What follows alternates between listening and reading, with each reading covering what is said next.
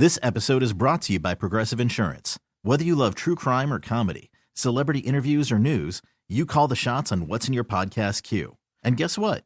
Now you can call them on your auto insurance too with the Name Your Price tool from Progressive. It works just the way it sounds. You tell Progressive how much you want to pay for car insurance, and they'll show you coverage options that fit your budget.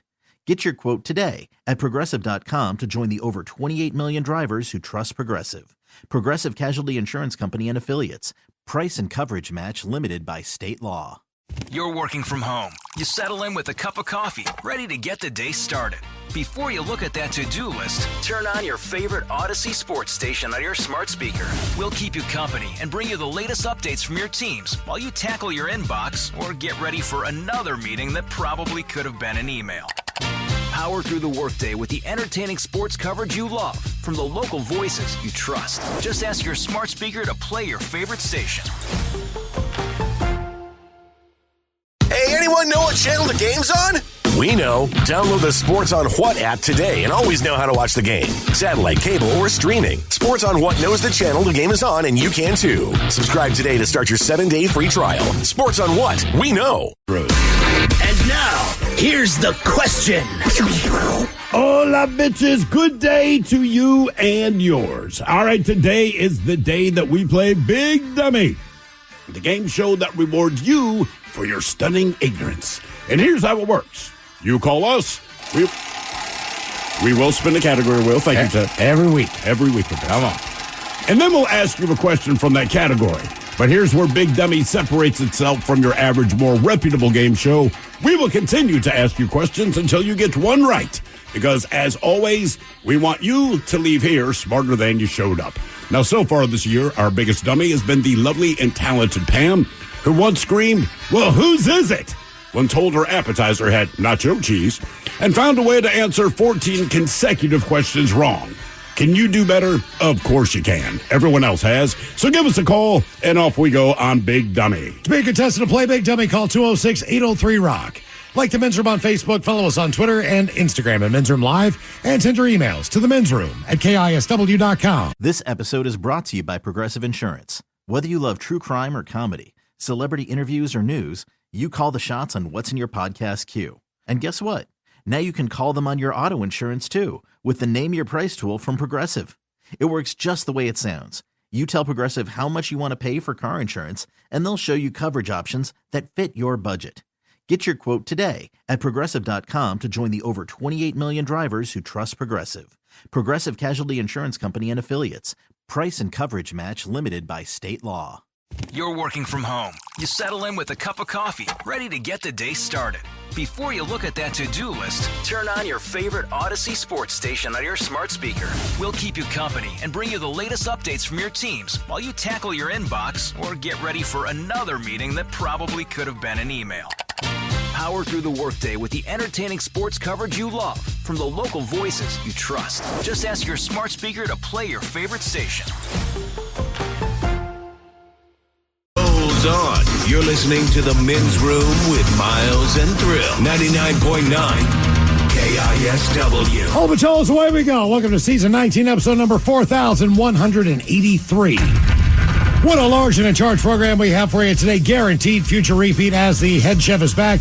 Ted's Meat and Potatoes asking, is this cheese or is this not cheese? The idea being that if you go to a fast food establishment or some chain restaurants, some of them don't use what we know to be true as defined by the FDA to be cheese. It's not legally cheese. It's not cheese. Correct. So anytime you hear like our cheesy sauce, I'm like, that's probably not cheese. Yeah. And sometimes it depends. Like, for an example, I know for a fact that Chipotle, I know you guys love that place. They do a queso. Now, they are one of the few places where the cheese, the nacho cheese, is actually made from cheese. Well, you can tell because it starts to coagulate when it cools down. And it's queso. Correct. Right. Yes. Whereas most places would say nacho cheese. Yes, which is defined as nothing. But in some popular fast food restaurants, some of my favorite places, I did not know. I'd glazed over the list, but I don't think you'll be shocked by who's using real cheese and who isn't. I get the feeling whether you're shocked or not, you're not going to care.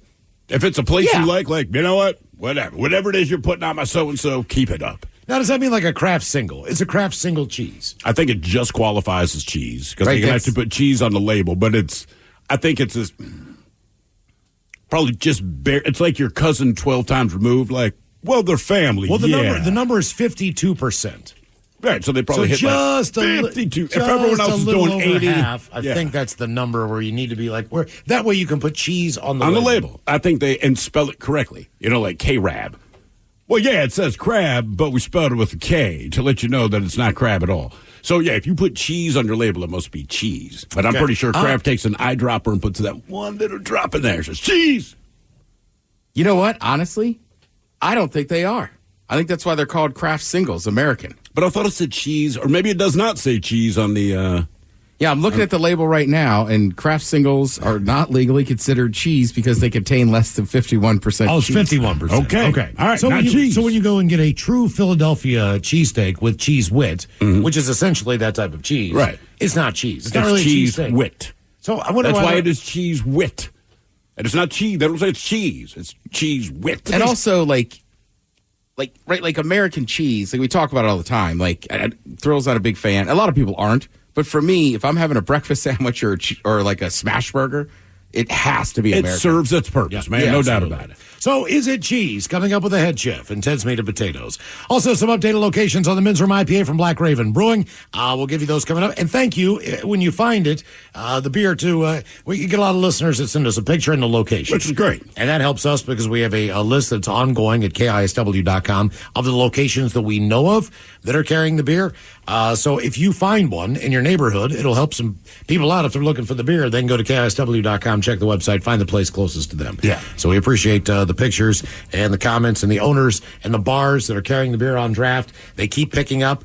We have another major retailer about ready to launch here within the next few weeks. Which is very cool. Yeah. And it's going to be in a lot more locations. So we'll update you as they come our way. And thank you for helping us out in doing that.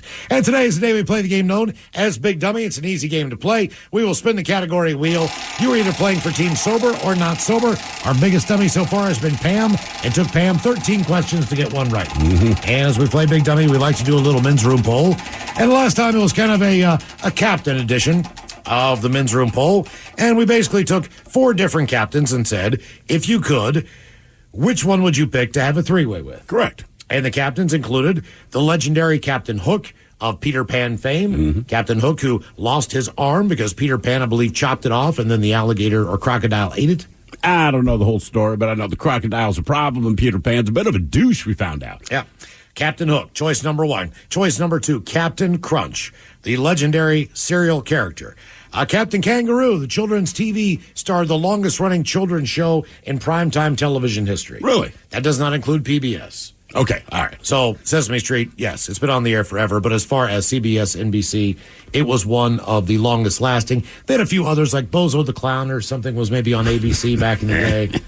They had Bozo. They had some weird ones, but... yeah, that was his exact voice. But Captain Kangaroo... Hey, it's me, Bozo. He was a friend to all children. He was also one of the dirtiest men in Hollywood. Oh, yeah. As far as what just came out of his mouth. I don't know that he acted on it.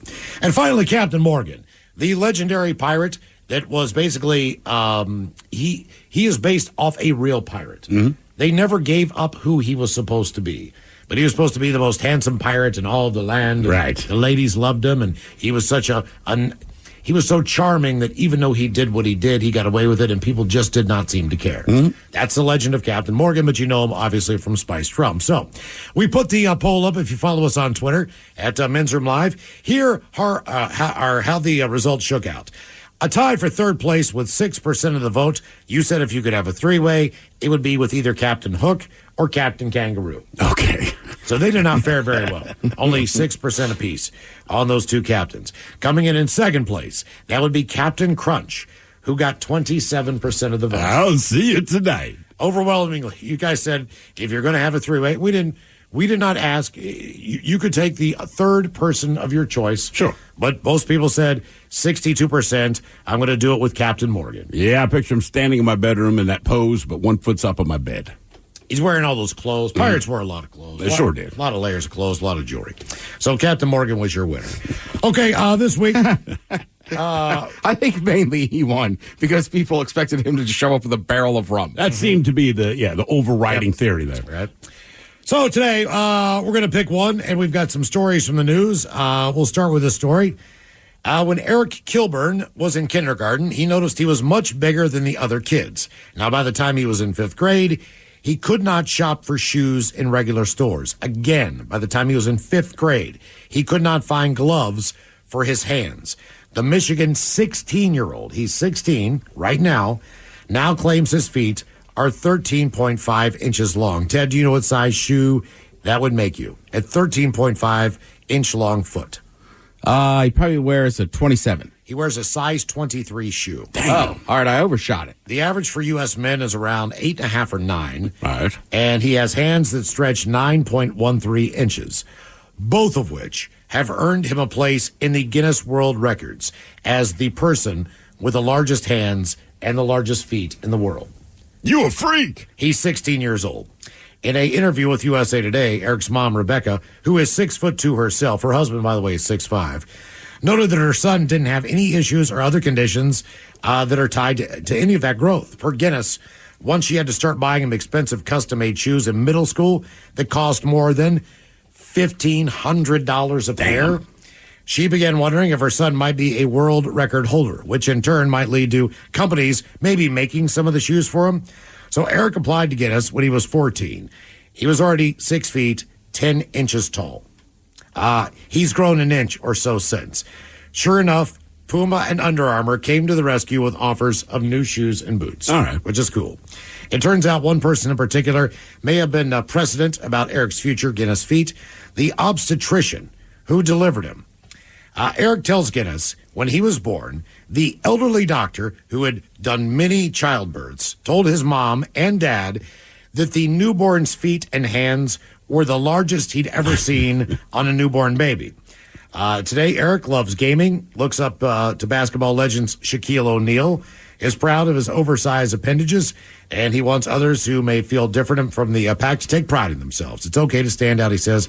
Don't let negativity distract you from your goals. Eric, he does have joint pain in his feet and in his hands, and some of that is pretty bad at times, but they also note that he might still be going through growing pains in those sure. areas. So choice number one is you could have the largest hands and feet in the world. But keep in mind, you're the same height that you are now. You have the largest. Oh, I don't get any taller. No, you just have size 27, size 23 shoe. Yep. And wouldn't say 9.5 inch long fingers or something like that? So, I mean, I got to ask, if it's me and I'm the same height, but now I have these giant feet. Yes. Does the stereotype We don't hold? know. Nothing else You will changes. have to let us know. Nothing else changes. It's hands and feet. I mean, who you are is who you are, except for the hands and feet. So you'd have the large, and 9.5 inches, man. That's those are just the fingers. So I'd say my fingers are probably maybe 4 inches long. Just his fingers are 9 inches long. Longer than that. Yeah. Damn, they're man. 9 1/3. Ted, I know this sounds bad, but if we could do like a Freaky Friday thing, I would want you to come in tomorrow with these big-ass hands and big-ass feet. But look, It'd be hard to walk. It would be awesome. Not only that, but just think about how you walk down the street. It'd be like, the scuba flippers. You can't put your hands in your pants pockets. I mean, if you're Not cold, all of them. I mean, your jackets, maybe you get just the tips of your fingers in, but your hands are still going to be cold. If I you're had those blowing on your giant hands a lot. hands, right, as I still have short arms, Yeah. but like even right now, like Miles, look at Thrill. See, I would just lean over and just like rub his cheek or something. Right. Would you go back to boxing? Maybe. Right? Stout frame, but massive fist, hand? dude. Yeah. That's got to help, right? I would think so. You get a lot You know more what? I'm going to coverage. go into slap boxing. Oh, that's the move. Oh, yeah. Slap boxing and handball, bro. Call Dana. Amazingly enough, this guy, he does say this kid's a video game enthusiast, so somehow he's figured out a way. I don't know if a video game company made him a special controller. Hey, bro, just get used to, however you do it. I mean, I don't know, man. You get some carpal tunnel with that if you're squeezing that tight on that doggone thing. I guess maybe it's custom made. I would think that would be a natural thing. Even if you're just holding silverware, Yeah. trying to cut something with a fork and a knife, brushing your teeth, anything where your hands have to claw or clamp down on anything, you'd have to think that'd be a little bit tedious. Even opening up a door or a handle. Maybe the doorknob would be ridiculous. Maybe in your you hand. just use one finger. I don't know how you do it. In theory, I'd have better hands catching a football. I would think so. Yeah. I would definitely think if your fingers are 9 inches long, yeah. you might end up in the NFL. He's a wide. Look, he's not Or fast. could throw the ball better too, right? Because like Michael Penix, they're always like, "Geez, have you seen the size of his hands?" He does have big ass hands. Yeah. Right. So I'm like, I suck at throwing footballs, but I'm like, I bet I could pitch it around with my giant hands. But you would have the biggest hands and the biggest feet in the world for the rest of your life. Now we have option number 2. Ted, you brought the story up where a woman was left crying in a pool of her own blood after getting savagely attacked by a gang of otters in Malaysia. Mm-hmm. The unidentified victim had reportedly been jogging through a park when she was beset by 8 of the beasts. Footage shows the water weasel Octet fleeing the scene after the attack. The bloodied victim is shown in the aftermath of the attack. Preliminary investigations found that a group of otters apparently entered the recreation center to look for food in the park and in the pond. There is indeed a population of wild otters near the park, and we also see a change in the behavior of the animals when the community starts to feed them, which apparently had been going on. Well, of course. Meanwhile, the woman, who was wearing dark pink running tights and a black shirt, is pictured sitting on the curb in tears, with blood visible on her arms, on her head, gouges to her legs. She was transported to a hospital while a wildlife team was dispatched to the park to keep tabs on the otters. He explained that the otters had visited the park before without incident, but there's been a change in behavior because the visitors feed them. To prevent future attacks, officials plan to reinforce the fence around the park and monitor the area to ensure none of the critters hopefully break back in. Meanwhile, the public has been urged to avoid going near that fence or interacting with wildlife to mitigate the possible attacks. That might seem a little bit overzealous, but this is not the first time someone in Southeast Asia has been beset by otters, which are in the same family as honey badgers and wolverines. Yeah, that's why There they have you a go. horrible attitude. In 2021, a Singapore resident was hospitalized after getting accosted by a gang of them, which reportedly bit him 26 times in 10 seconds. I actually thought I was going to die. They were going to kill me, according to George Spencer, who was the person who was attacked. Do you know how fast a river otter can run? Because she's jogging, so you think to yourself, how fast? Because obviously she took off running when she saw him. Yeah, they can run anywhere from 15 to 18 miles an hour.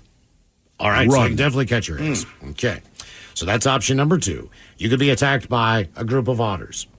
Option number 3. A woman sustained serious injuries this week after falling and tumbling more than 150 feet down an embankment at a Washington state waterfall popular with hikers. The fall at Racehorse Falls near Deming on Tuesday afternoon was the 5th one this year, according to Whatcom County Fire Department. 25-year-old, she fell 50 to 60 feet initially, then tumbled down the waterfall an additional 100 feet on the slippery rock slope where the water was cascading down before reaching the bottom. Our crews had to rappel down, package the patient into a lift, and lifted her out of the canyon. Firefighters then carried her out of the 3rd mile trail using a wheeled lift. A woman tumbled and fell more than 150 feet. It's hard to get down there. The Bellingham Fire Department medic unit, they rushed her to the hospital. And from there, she was transferred to here in Seattle. Her condition is not available at the time.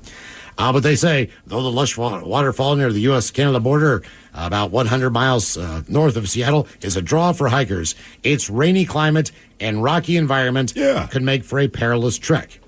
The area is home to 50-million-year-old leaf fossils, an ancient landslide, a modern landslide that created a 90-foot scarp, they say, in 2009.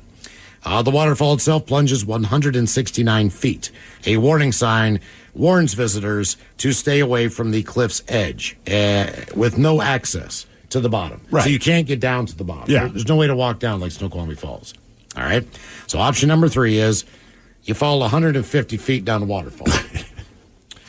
Option number 3, you're stuck in space. Stuck in space astronauts Butch Wilmore and Suni Williams said on Friday it's been tough dealing with their Boeing ride, leaving without them, and the prospect of spending several extra months in orbit. It was their first comment since last week's return to the Boeing Starliner capsule that took them to the International Space Station in June. They remain behind after NASA determined the problem-plagued capsule posed too much of a risk for them to ride back in. Now their 8-day mission is now expected to last more than 8 months. It was trying at times. There were some tough times all the way through, Wilmore said. You don't want to see it go off without you. It's tough to watch, but that's where we wound up. What else are you going to do, man? Well, they never expected to be up there nearly a year. A Starliner first test pilots, they knew there could be problems, might delay their return. That's just how things go in the business, they said. Wilmore and Williams are now full-fledged station crew members, chipping in on routine maintenance and experiments. Williams will take over command on the space station in a few more weeks. Wilmore told reporters during a news conference, only their second since blasting off since June 5th, that it's not that hard, but it does have its challenges. The Starliner capsule marked the first Boeing spacecraft with astronauts, endured a series of thruster failures and helium leaks. Like they said it would. Yes, the space agency hired SpaceX and Boeing as orbital taxis about a decade ago. They do say they're excited to fly in two different spacecraft, so they're trying to look at the bright side of things. All right. I respect that. We're testers. That's what we do. We wanted to take the Starliner to the completion and land it back on land at home, but you have to turn the page and look at the next opportunity. So your fourth option is to be stuck in space. So our men's room poll, quite simply, pick one. You will have the biggest hands and feet on Earth. Option 2, to be attacked by otters. Option 3, to go over a 150-foot waterfall. Or option number 4, to be stuck in space. We'll take a break and come back with Big Dummy next. 99.9 KISW. The shenanigans continue. This is the men's room with Miles and Thrill. All right, let's do this. The game is Big Dummy 206-803-ROCK. Steve, who is our first contestant, ready to play the big game. Hello, Tyler. Welcome to the men's room. Big Dummy! Hello, Tyler. Hello. Hola. Tyler, are you on team sober or team not sober today? Unfortunately, I'm team sober. All right, Tyler, welcome to Big Dummy. Okay, our men's room poll. Pick one. Will you take having the biggest hands and feet on the planet, being attacked by otters, going over a waterfall 150 feet, or being stuck in space? Oh, man. I honestly think being stuck in space wouldn't be too bad. I'm a big old space nerd, so I think that would be kind of exhilarating. It would be a once-in-a-lifetime opportunity, that's a fact. That's why I'm picking stuck in space, specifically because I'm a space nerd. I'm sure the situation sucks, but if I got to be stuck somewhere, man, just put me up there. Well, you would learn a lot about, different stuff as far as being how up there. radiation affects your body. They've got all sorts of cool experiments going on up there. Plus, I want to try out pizza on the space station. Yeah, you'll be disappointed, I'm sure. I wonder how the food is. And the thing about experiments, the problem with an experiment, it's only cool when you get the end result. You know what I mean? Like when you're actually performing an experiment, it's not like the movies. And let's wait 2 months. Yeah, but Tyler, do I float over to the refrigerator, open it up, grab a juice? I mean, how does this work? Probably just all MREs, tube stuff. Okay. Squeeze in your mouth. I know Pizza Hut worked to develop a 3D printer to print pizza on the space station. I just kind of wanted to try 3D printed pizza. Like Back to the Future when they make the little one into a giant one in the microwave? No, it's just so you have a 3D printer, but instead of putting like resin in it or iron filaments, it's like, look, all the ingredients you need, so flour, blah, blah, blah, blah, blah, reconstituted cheese and pepperoni. Not sure how I feel about that, but when you quote unquote 3D print your food, it's like you making it at home. It takes these things and layer by layer. All right. And when it's done, you have a disgusting pizza you wouldn't serve your worst enemy. But I would try too, man, no doubt about it. I guess you can't really cut it up because you don't want like a bunch of like pieces just floating off individually. So you probably want to keep it. So is it a pizza per person then? Like, dude, I'd love to give you a slice, but I have the fear. I mean, when you put it in that perspective that each individual slice could just start flying off, it'd be kind of hard to control. Could you eat a bag of chips? No. Also, a little bit of crumbs that fall out of the corner of your mouth, like they're floating around, forever, man. Things to think about when you're on the space station. Well, I mean, they have condiments and stuff. Do they? Yeah. I'm looking at a thing. I'm like, what kind of food do they have in there? What kind of food do they have? Well, first it says... I know they do a lot of pizza and tortillas because they try to cut down on crumbs in the space station. Those things get into everything. Makes sense. It says astronauts eat 3 meals a day plus snacks. The menu is pre-planned by the mission team. Oh, boy. But he's right. Thermostatable foods. Okay. Dehydrated foods. They have some fresh foods. I don't even know what this word is. Irradiated meat? Oh, irradiated. Irradiated meat, condiments, tortillas, MREs, room temperature foods. Okay. I'm going to ask for that at the steakhouse next time. Do you have any MREs or irradiated meat? What does irradiated mean? Basically, blast them, radiation. Oh. So you've killed whatever might kill you.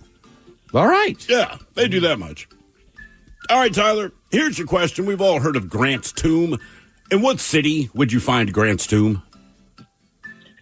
I'm assuming that's Ulysses S. Grant. Yes, So it is state? Ulysses S. Grant. What city? Oh, man. South Carolina? That's Which a is, in state. fact, a state. How about Atlanta? No, it's Oh, sick. DC? My bad. New York City. What? Yeah, New York City. You hear about Grant's Tomb? Grant's Tomb is in New York City. I do not know why. It does not make sense to me, but there it is. All right, let's see. Your question, what two teams faced off in the very first Super Bowl? Oh, man. The Browns and the Giants? Was that Green Bay and Kansas City? That was Green Bay and Kansas City. That is correct. The Browns have never been to Super Bowl. Until they became the Ravens. Then they went twice. Yeah. And won both times. Now they're 0-2. Good times, good times. All right, your question, what two planets in the solar system are typically synonymous with a man and a woman? Oh, Mars and Venus. There you go, Tyler. Nice Yep. job. Nice job. Yes, indeed. Right, men are from Mars, women are from Venus. Mm-hmm. I don't know why that's the saying, but that's what they say. Yeah. Game is Big Dummy, 206-803 Rock. Hello, Chris. Welcome to the men's room. Liquor and whores. Liquor and whores. Chris, are you sober or not sober today? Sober. All right, Chris, welcome to Big Dummy. Okay, pick one on our men's room poll. You'll have the biggest hands and feet in the world. Be attacked by a gang of otters. Fall off a waterfall 150 feet or be stuck in space. I'd have to go with the hands and feet because at least if I'm being made fun of, but I'm not about to die. Yeah, that is a strong okay. point. All right. I'll tell you what, if I had the biggest hands and feet, I'd be like, bring on the otters. I'm bitch slapping like 8 at once. Chris, what do you do for what do you do for a living? I actually work for the railroad. All right, good. I'm glad you're not a long haul truck driver because I feel like the right foot from the gas to the brake would sometimes be a little bit difficult. Yeah. Size 23 feet. You might have a. Tell you what else you'd never lose again. What's that? Thumb wrestling. Could you even thumb wrestle? Get in here, little fella. Do you think you could? All right, so they join hands. I'm thinking how much longer? Like, put your hand out, right? Yep. All right, so we're thumb wrestling. All right, they're about equal size. If my thumb But if I'm 9 basically inches- go, I don't know that you could even I'm pin I'm someone, 9 man. inches. Yeah. Miles has it down. I just feel like mine's so much bigger now. I'm just gonna put it down, and there's nothing. Do you can have do. the hand strength where you could beat someone in arm wrestling? Oh, if your hands are that big? Yeah. I don't know, because you have to angle your arm different, really, to wedge your hands right. together, right? I don't know. You'd be shocked how much arm wrestling is technique too. Sure. But most people do not have 9-inch long fingers. Mm-hmm. Soccer goalie. Oh, I'd be banished to the goal. Yeah. Without a doubt. If you could just- you do a great center. If you could just like move in those the- big ass feet. That's true. Your foot speed be a little troubling, but everyone's going to kick it low. Just know that. All right, Chris. Here is your question. We go to the world of Pokemon. What Pokemon do you get when you select a dome fossil? I see Mike's head is already turning. Oh, my gosh. Well, I've never been really into Pokemon, but Pikachu.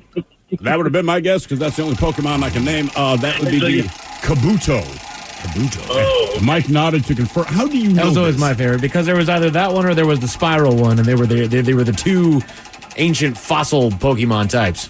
Okay. And Kabuto eventually became Kabutops, and he had these two big old blades on there. Tops. Yeah. Doesn't Pokemon sound like a Jamaican sex move? Cha, we do the Pokemon. What are you up to tonight? Climb Kabuto would into evolve the bedroom. into that badass looking dude. That's why I always liked him. I recognize He it. looks like one of those potato bugs. Kind of does. That's pretty much what it was. That's why I look so angry. All right, Chris, Yeah. that's your pretty question. What is the major river that runs through the city of Boston? oh gosh.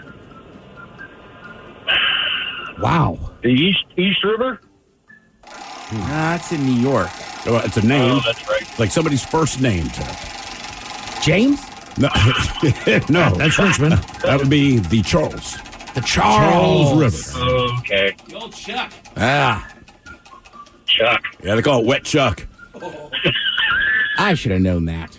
I figured you would guess that one. Out of all of us in here, I'm like, all right, Ted's kind of a Boston guy. I mean, they're not, but No, but like, right, I got family out on the Cape. I've been to Boston a bunch. Like, yeah, I that's a bad. Charles River. That's on me.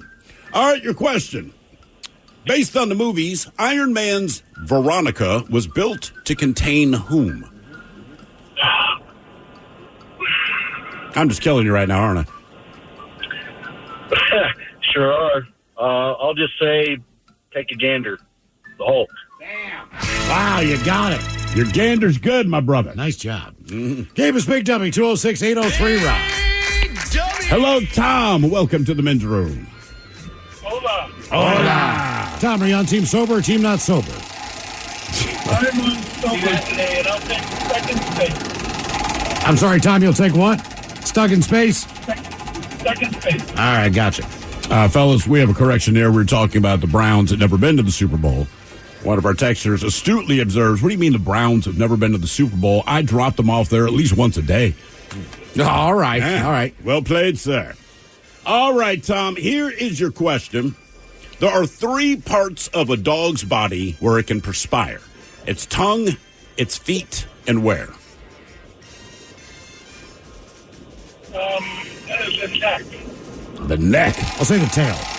The nose. Nose.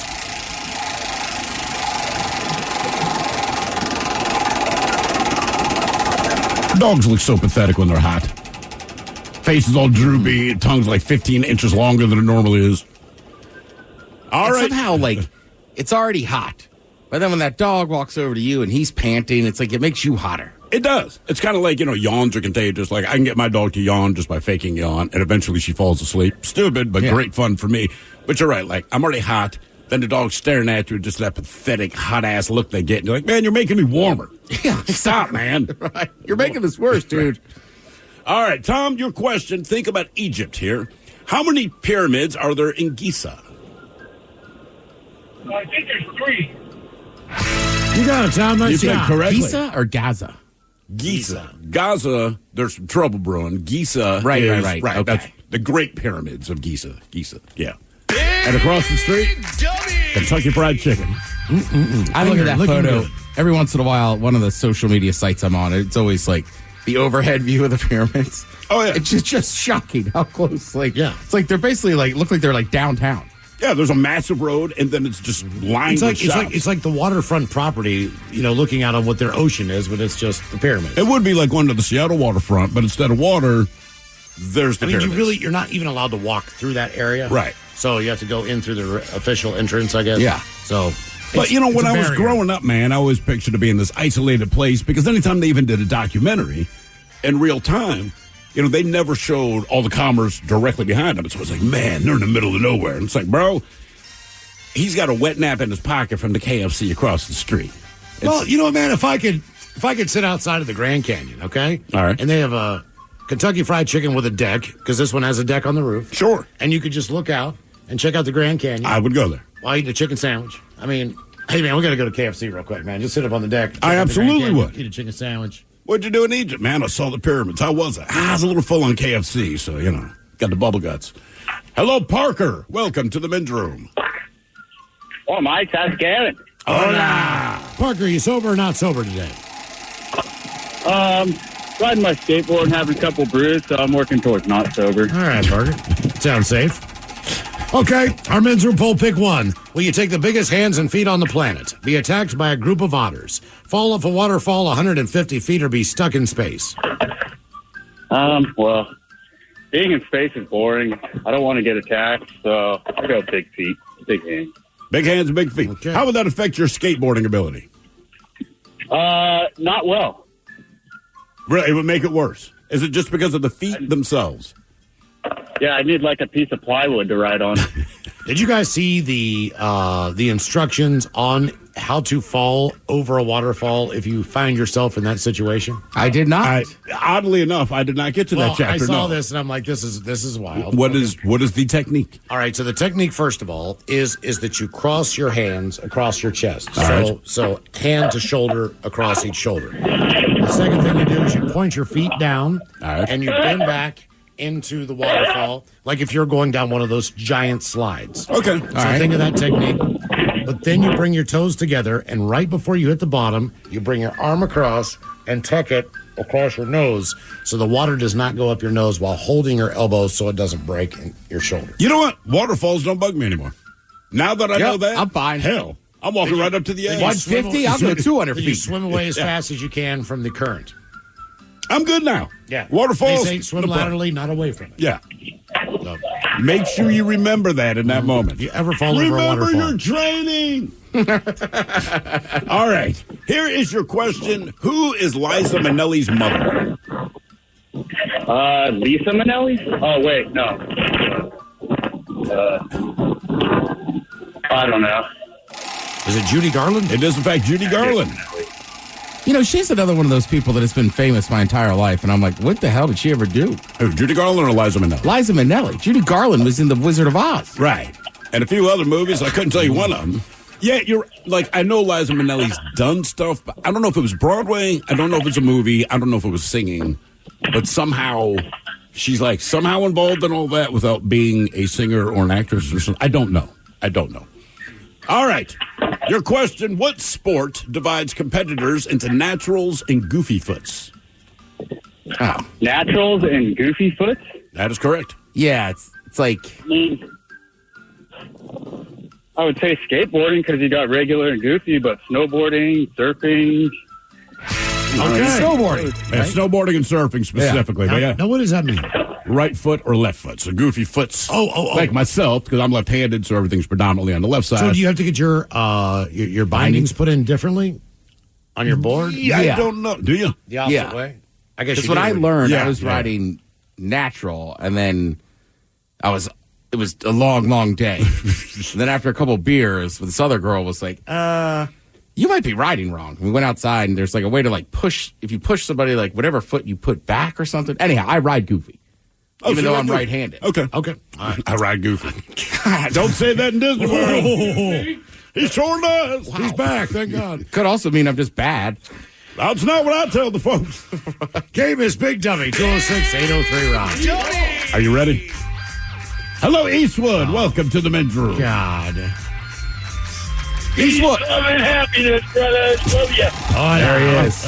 Eastwood, are you sober or not sober? Well, I smoking a little pot, so we can say I'm not sober. Yes, Okay, that is what they would say. All right. I Lovely. got it from over here, Bayshore, baby. What is Me it? and the Cherokee are out running to Olympia to fix her phone. She left her out in the rain. Okay. She left her phone out in the rain. Well, I guess she got all soaked, and then she tried putting it in rice and drying it out, and I don't know. She's having a hell of a time, so we're going over to see the text to get her fixed, baby. All right. Well, good luck with that. That's an exciting day. All right, Eastwood. Yeah. Here's your question.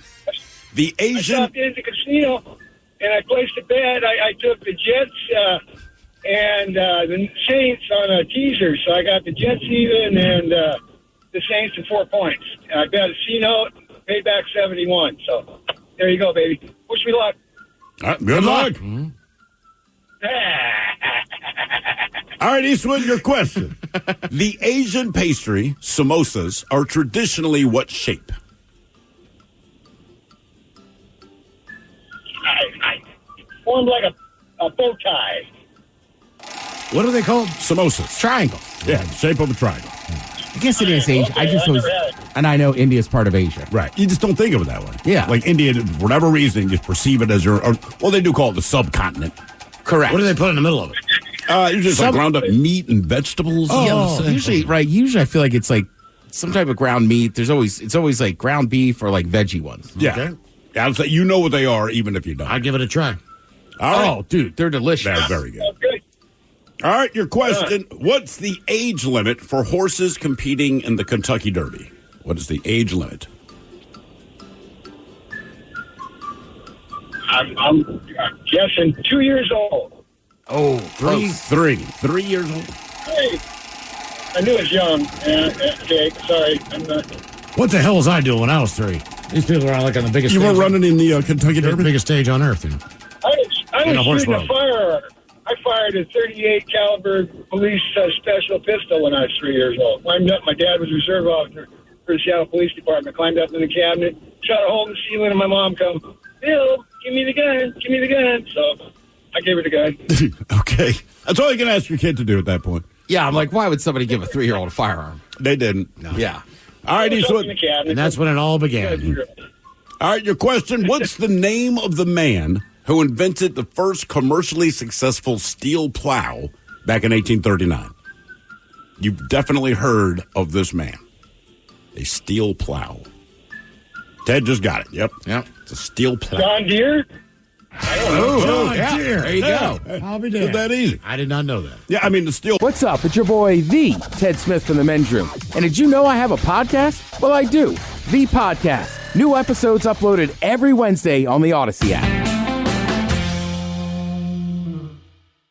This episode is brought to you by Progressive Insurance. Whether you love true crime or comedy, celebrity interviews or news, you call the shots on what's in your podcast queue. And guess what? Now you can call them on your auto insurance too with the Name Your Price tool from Progressive. It works just the way it sounds. You tell Progressive how much you want to pay for car insurance, and they'll show you coverage options that fit your budget. Get your quote today at Progressive.com to join the over 28 million drivers who trust Progressive. Progressive Casualty Insurance Company and Affiliates. Price and coverage match limited by state law. You're working from home. You settle in with a cup of coffee, ready to get the day started. Before you look at that to-do list, turn on your favorite Odyssey sports station on your smart speaker. We'll keep you company and bring you the latest updates from your teams while you tackle your inbox or get ready for another meeting that probably could have been an email. Power through the workday with the entertaining sports coverage you love from the local voices you trust. Just ask your smart speaker to play your favorite station. This episode is brought to you by Progressive Insurance. Whether you love true crime or comedy, celebrity interviews or news, you call the shots on what's in your podcast queue. And guess what? Now you can call them on your auto insurance too with the Name Your Price tool from Progressive. It works just the way it sounds. You tell Progressive how much you want to pay for car insurance, and they'll show you coverage options that fit your budget. Get your quote today at Progressive.com to join the over 28 million drivers who trust Progressive. Progressive Casualty Insurance Company and Affiliates. Price and coverage match limited by state law.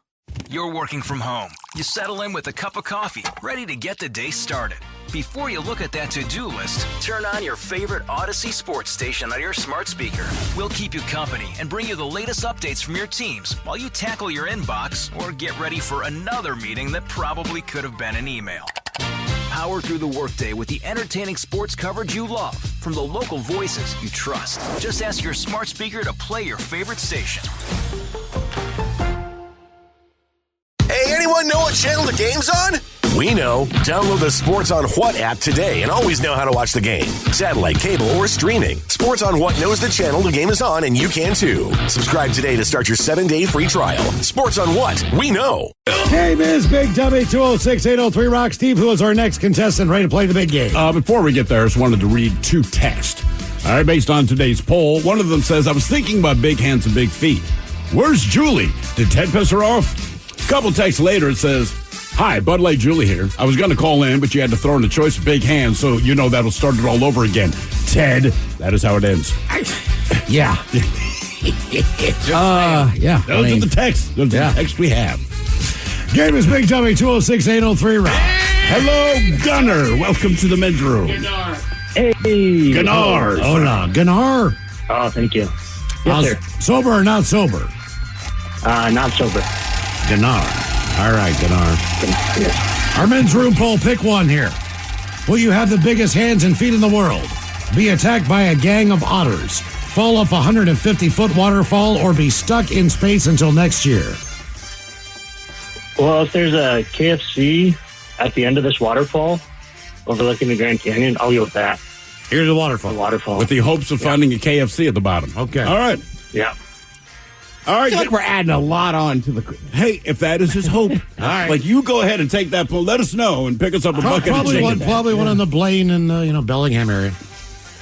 Yeah. Oh, yeah. There's a couple up here. Visit our KFC at the bottom of the falls. All right, here's your question. What do the letters S and A stand for in SAM missiles? The letters S and A. What do they stand for in SAM missiles? Ooh. They do not stand for ooh. Standalone. Surface to air missile. Surface to air missile. That's exactly what that is. Gotcha. All right, we got a multiple choice bird question for you here. What kind of bird are you scared of if you suffer from electrophobia? Electrophobia. Is it turkeys, crows, seagulls, or chickens? Chickens? One and done, Gnar. Nice job. Two and done. Oh, it's two and done? Two and done, yeah. Two and done. Who the hell was scared? Something had to happen to you to be scared of chickens, right? Does that mean you won't eat chicken? Or you are scared of chickens. Like you see a chicken on the farm, like it freaks you out. Right. Like, what if I see chicken on my plate? Is it the same trigger? I don't know. Because Ted, like, you have a phobia of snakes. It's well documented, but we serve it. It does not look like a snake when we serve it to you. It's a deep fried fritter. Are you still scared of the meat? I mean, it might freak you out. I wouldn't eat it, but I'm not scared of it. Okay. All right. So, yeah, you're scared of chickens. I mean, I think people are scared of a lot of things. And look, and I get it. Spiders are creepy. But, like, if you just think about it, like, that's a tiny little thing we're scared of. So, like, a chicken. It's a tiny thing. Yeah. I find chickens to be annoying myself. Roosters. I do, too. I think chickens are very annoying. Yeah. I just like the way you said that. I personally find them very annoying. Right. That's just me. Hello, Justin. Welcome to the men's room. Hola, gentlemen. Hola. Justin, are you on team sober or team not sober? Team sober today. All right, Justin, welcome to Big Dummy. What are you picking on our men's room poll? Biggest hands and feet in the world? Attacked by a gang of otters? Go over a 150-foot waterfall or be stuck in space? I'm trying to figure out which one would be like the best story, and I'm thinking the otters. Attacked by a gang of otters. Man, they tore this woman up. They not a story I want to tell. But I'm with him. That's why I'm picking the otters. For the story purposes? For the story purposes. And real quick on the whole chicken thing, if I'm afraid of chickens, every chicken in sight to get those bastards out of the face of the earth. Wait, say that again. If you were scared of chickens, what now? I would make sure to eat every chicken I could see. I think you'd get a lot of help. If I was on the menu, like, come on, that way you get rid of the problem, the phobia. Yeah, I mean, look, right, like Taryn has chickens. Mm-hmm. That's the famous story one time. I think her dog that passed away, like, just ended up attacking one of them. You think because it was annoyed? I don't know, but the point is, like, it's not good behavior, but like, well, it's a dog. It happens. Sure. But I'm with this guy. Like, I like chickens. What if, like, I spend the night and then one morning she's like, what happened to that chicken? I'm like, I don't know. It got late. I killed and ate it. Right. You'd be in trouble. But I'm an animal, too. That's a good point. The dog, you're like, oh, silly dog. Like, Ted, you can never come over again. Right. What happened? Like, I got hungry. That's what the dog did. Also, I pooped in your kitchen. Everything your dog did, I did. I rolled around on your bed when you weren't home. I pooped in the kitchen, and I killed and ate a chicken. That's the problem. You know your favorite panties? No more crotch. Yeah. I ate it out of everything you own, just the crotch. That's when it got weird. Yeah, right? All of a sudden, me eating the chicken's not a big deal. Yeah. All right. Here's your question. You just sit over there. Wait, before you get upset about the chicken, there's poop in the kitchen and I ate the crotch of your pants. And Brad, I chewed up some of your shoes. Oh, and I threw up on the stairs. Right. God, you're right, man. Why do we have dogs? I'm just saying. Why? What do they do? They're happy to see you, yes. Yeah. Hang out with you, but God damn, you're right, man. Right, I don't have to fetch. We could just play catch. I don't take my kids outside and they eat a Cheeto that they found in the yard. It's not a problem I have. All right. Loyalty has a price. Yeah, there you go. You know what? You're exactly right. Your dog loves you because it understands that you put up with it. All right, here's your question. What late singer is the only singer to have 7 number 1 singles in a row?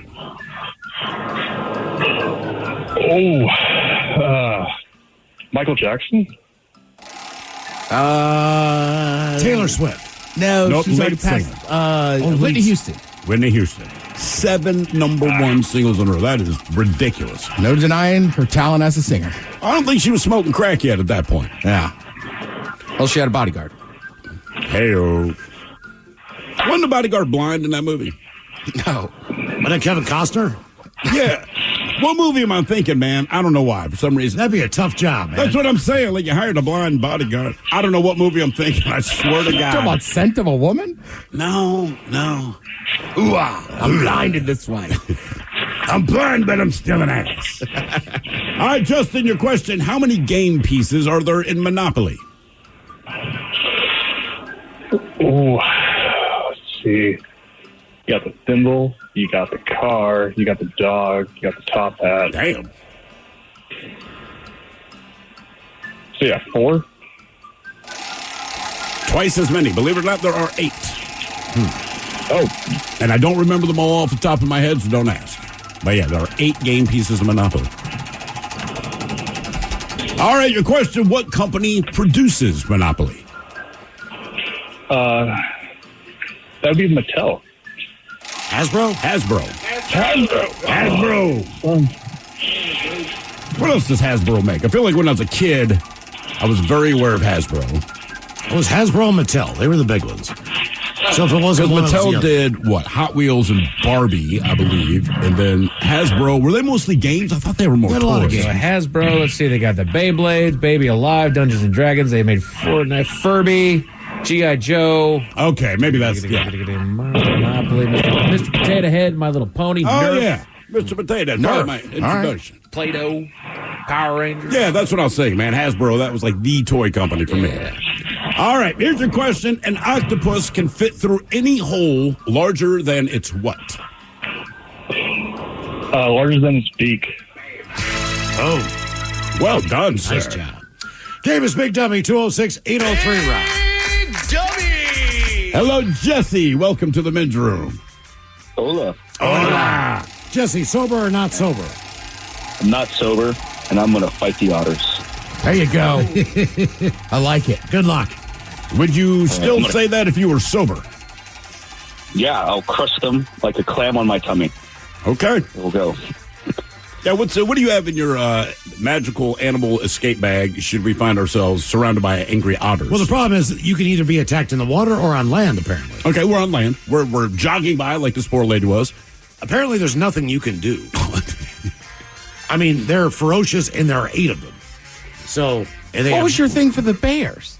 Well, there's only one. I mean, I got one thing I got to figure out, not 8. Like one on my ankle, one on my head. Right, because they're not waiting for each other. Yeah. Like, I would think what hurts the most? Why don't you go with your Cheeto theory? Yeah, I mean, food would I feel help. like with an otter, Cheetos might work. Like, oh, hang on a minute, man. There's something about that. I think you got to have some shellfish in your bag. How about some Otter Pops? There you go. Only a cool cat toy. A cat toy that flicks around.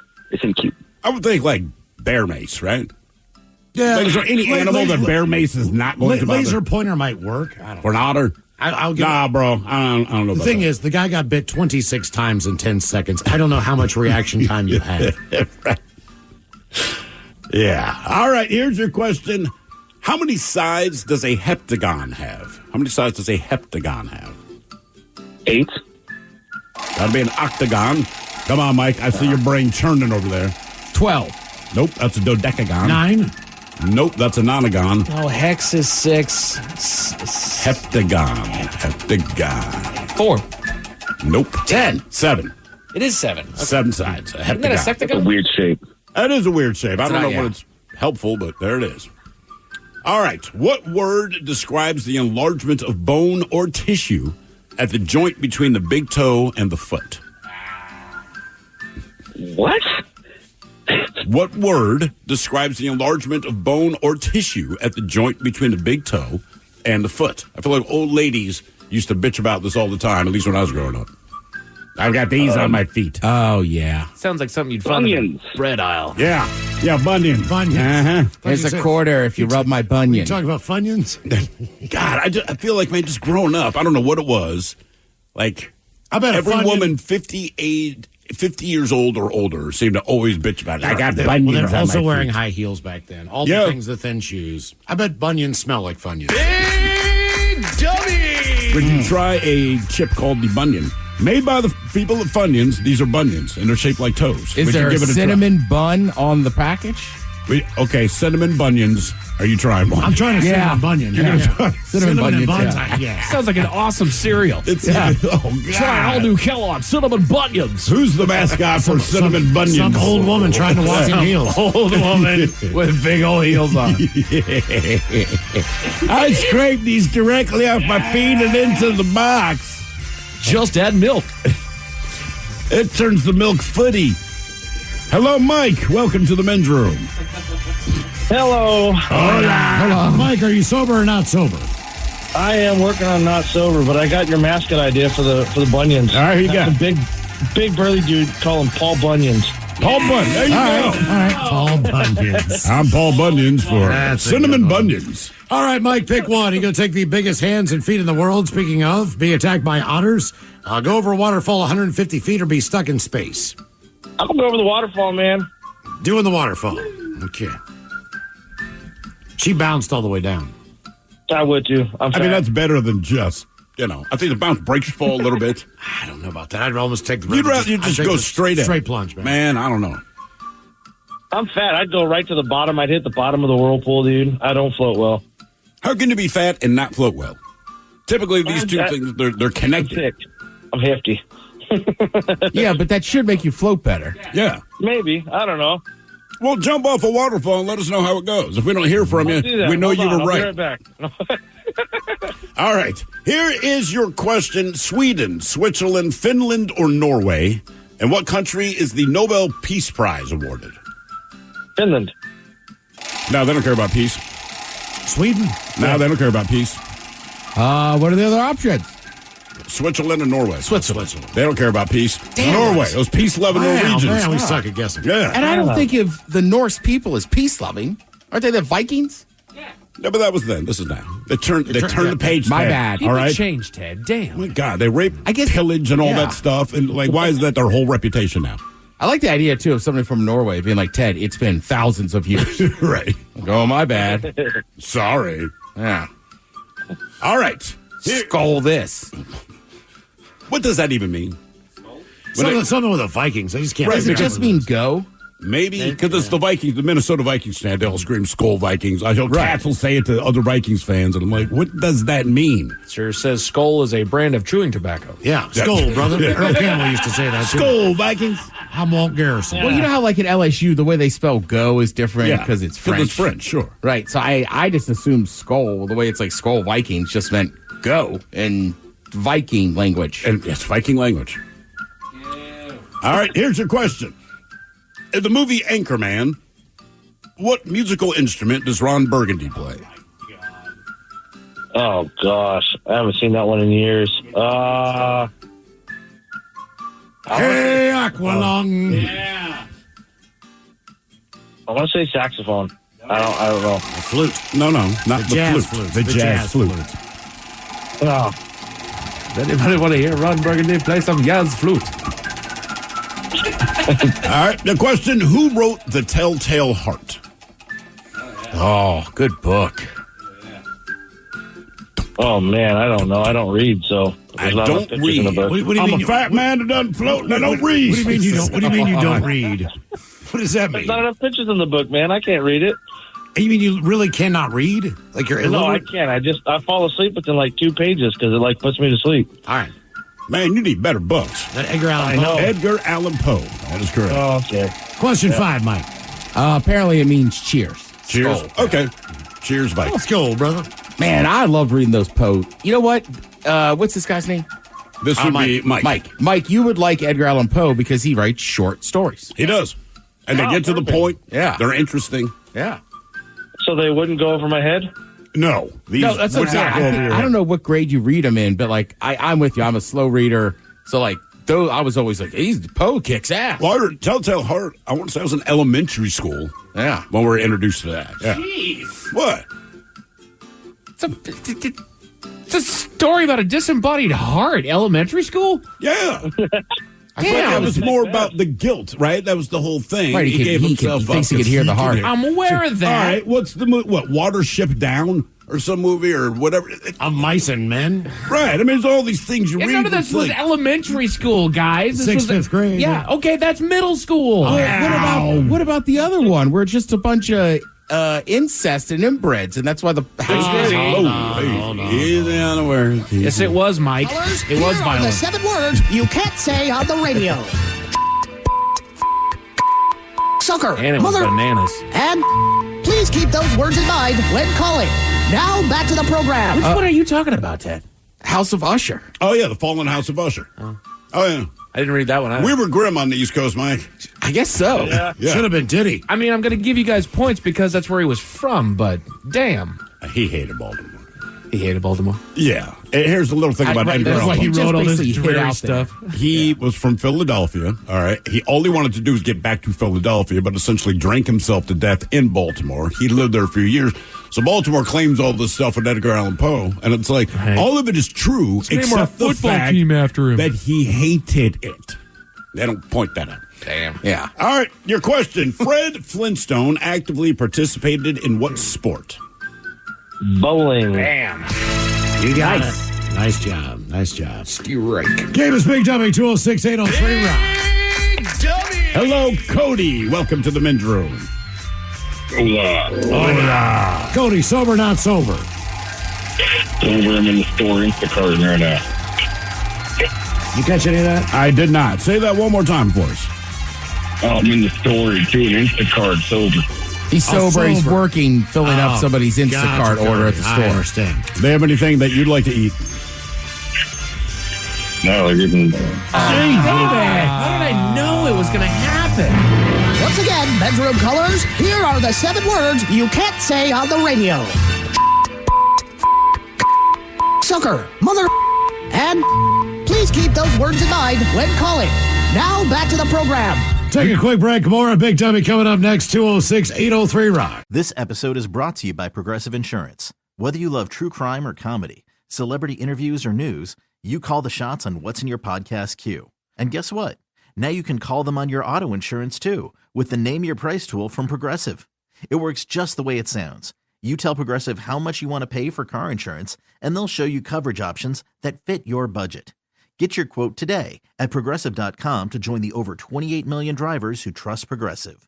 Progressive Casualty Insurance Company and Affiliates. Price and coverage match limited by state law. This episode is brought to you by Progressive Insurance. Whether you love true crime or comedy, celebrity interviews or news, you call the shots on what's in your podcast queue. And guess what? Now you can call them on your auto insurance too with the Name Your Price tool from Progressive. It works just the way it sounds. You tell Progressive how much you want to pay for car insurance, and they'll show you coverage options that fit your budget. Get your quote today at Progressive.com to join the over 28 million drivers who trust Progressive. Progressive Casualty Insurance Company and Affiliates. Price and coverage match limited by state law. You're working from home. You settle in with a cup of coffee, ready to get the day started. Before you look at that to-do list, turn on your favorite Odyssey sports station on your smart speaker. We'll keep you company and bring you the latest updates from your teams while you tackle your inbox or get ready for another meeting that probably could have been an email. Power through the workday with the entertaining sports coverage you love from the local voices you trust. Just ask your smart speaker to play your favorite station. 99.9 KISW. The men's room returns with Miles and Thrill. Wake up! Game is Big Dummy 206-803 Rock. Steve, who is our next contestant ready to play the big game? Oh, we still have Cody on the line. Cody, hello, that's Cody. right. Welcome back to the men's room. Hola. Cody, back with fewer brown words. All right, I Cody. did that on accident, my bad. We understand, man. All right, here's your question. In what state is Glacier National Park? Glacier National Park, that in Montana. All that time. One and done. All right, hang Nice on. job. Before we let you go, let's give you a true or false question. True or false, Chick-fil-A was originally called Dwarf Cafe. Oh, Dwarf Cafe, that makes sense to the people coming out there. Yeah, that's true. It was in fact called I'm glad we didn't finish that Where thought. was he going I with don't that? know. I don't know. I don't want That to wasn't going to be good. Wasn't going to be good. Short. You know, life is short, so. You know, Chick-fil-A started in Waffle Houses. You mean the person himself? No, they got those sandwiches. And the sandwiches got so popular, Waffle House was like, all right, you can't sell them in here anymore. So then the guy that started Chick-fil-A ends up starting them in malls. Food courts. Look, I'm not like a businessman, but I feel like I own whatever I own. And there's this product that people keep coming to my place to buy. I think I'm making a permanent fixture on the menu. Well, then he was getting like some of the money. Sure. Basically, Waffle House was just like, we can't have a product that's not officially ours selling more in our restaurants. Okay. All right. I mean, look, in retrospect, it makes no sense. But at the time, I can kind of fathom it. Yeah, I guess. I'm just like hearing it now. I'm like, oh, man. Hello, Zach. Welcome to the men's room. Hola, guys. Hola. Zach, you on team sober or team not sober? Surprisingly sober today. Surprisingly. Said all his friends. All right, Zach, pick one in a men's room poll. Are you going to have the biggest hands and feet on Earth? Be attacked by a gang of otters? Take a 150-foot fall off of a waterfall? Or be stuck in space? Oh, yeah. I wasn't familiar with the poll today. You know what? F it. Up in space. Stuck in space. All right. There is no good choice. There's going to be a week where that one wins.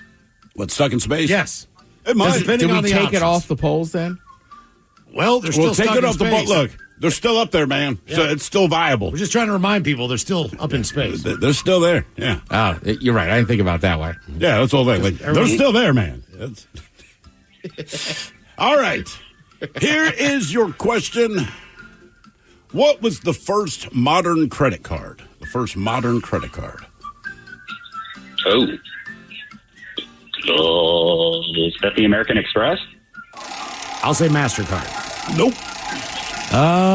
Visa? Diners Club. Oh, dang it. Diners Club. Oh, Diners yeah, Club. never would have gotten that. No. I think American Express is technically a debit card. Yeah, you got to pay it at the end of the month. Yeah. But it doesn't come directly out. It does not come directly out. Right. Whereas your debit card, it comes directly out. Right. They still, right. American Express still asks you to pay. Yeah. All right. Multiple choice question. 8, 11, 13, or 17. How many countries does the equator pass through? What were the options again? 8, 11, 13, or 17. I'm going to go 13. You got it. Nice job. Well done. Do you know what those countries are? Of course you don't. They are Ecuador, Colombia, Brazil, Gabon, Sao Tome, which I had never heard of, Congo, Uganda, Somalia, Kenya, the other Congo, Maldives, Indonesia, and Kiribati. And then it stops right there in the Pacific, I guess. I guess. Until it gets back over here to Colombia. But I didn't realize there were actually two different Congos. There's like the People's Republic and then something that has a different name in front of it. The one with Gloria Stefan. Yes. There you go. Hello, Brad. Welcome to the men's room. Hola. Hola. Brad, are you sober or not sober? Not sober. Okay, Brad, welcome to Big Dummy. Okay, our men's room poll, Brad, pick one. Hey. Will you take the biggest hands and feet on the planet? Yeah. Will you be attacked by a group of otters? Whoa. 150-foot waterfall or be stuck in space? What do you got, Brad? Space. Let's go space. Space. All right. Stuck in space. Okay. Here's what he doesn't know. We've brought otters to the space station. Now that's a nightmare. Gravity-free, angry otters. What would you do? I mean, there's literally... I guess you could punch them and be a little easier because it's zero gravity. I'd unlock the door and just go. Yeah, I'd rather spin in space for I don't know how long till I hit a black hole than be stuck in a confined area with otters that are floating. Ted, and open the airlock. And all the otters got something. You never knew space would be in otter tragedy. Otter nightmare. From the producers of Cocaine Bear. Coming to HBO Max. Space Otters. Welcome to Otter Space. Oh, that's the name. Otter Space. Otter Space. What happens when you get 2 Americans, 2 Russians? It ain't otters locked in them. They'll hold your hand straight to the grave. Otter Space. From Ridley Scott. They don't float away in space. They hold their hands. They always come back. Screenplay by Tarantino. Starring. It's like, God damn it, are we going to see the otter's feet now? Oh, yeah. Meryl Streep. Oh, we're going for all the top-notch people, man, for outer space. You kidding me? Samuel L. Jackson. Yeah, damn right. Yeah. Damn otters. Get in mother effing otters. All right. Just jettisoning otters out into space. You know, it'll come down to one otter in the end. It's all bloodied. Only one person survived, and the two of them got to square off. All right, here's your question with a cameo from George Clooney. Oh, God. At Mission Control. Okay, we've done the research on how to kill space otters. Brad Pitt shows up and dies for no reason. Right, that's it. Yeah. All right, here's your question. Approximately how many times does Old Faithful erupt? Or how many minutes between Old Faithful eruptions? 30? I'll say 45. Like 76 minutes? 90. 96 minutes. Every hour and a half or so. Yeah. I was going to say, nobody knows. That's what makes it fun and dangerous. Well, that's why I got the name, Tim. Oh, that's why they call it Old Faithful, because it faithfully erupts. Yep. You learn something new every week on Big Dummy, Ted. I do, honestly. Really? Yeah, I did not know that. Oh, yeah. I mean, that's exactly why. All right. Your question, what is the capital of the Netherlands? The T. I have no clue. The perineum. Oh, no. So famous that I think people think that's its like own country separate of the Netherlands. I believe that you're right. That's what I thought. Mm-hmm. Okay, like POTUS and SCOTUS, what does FLOTUS stand for?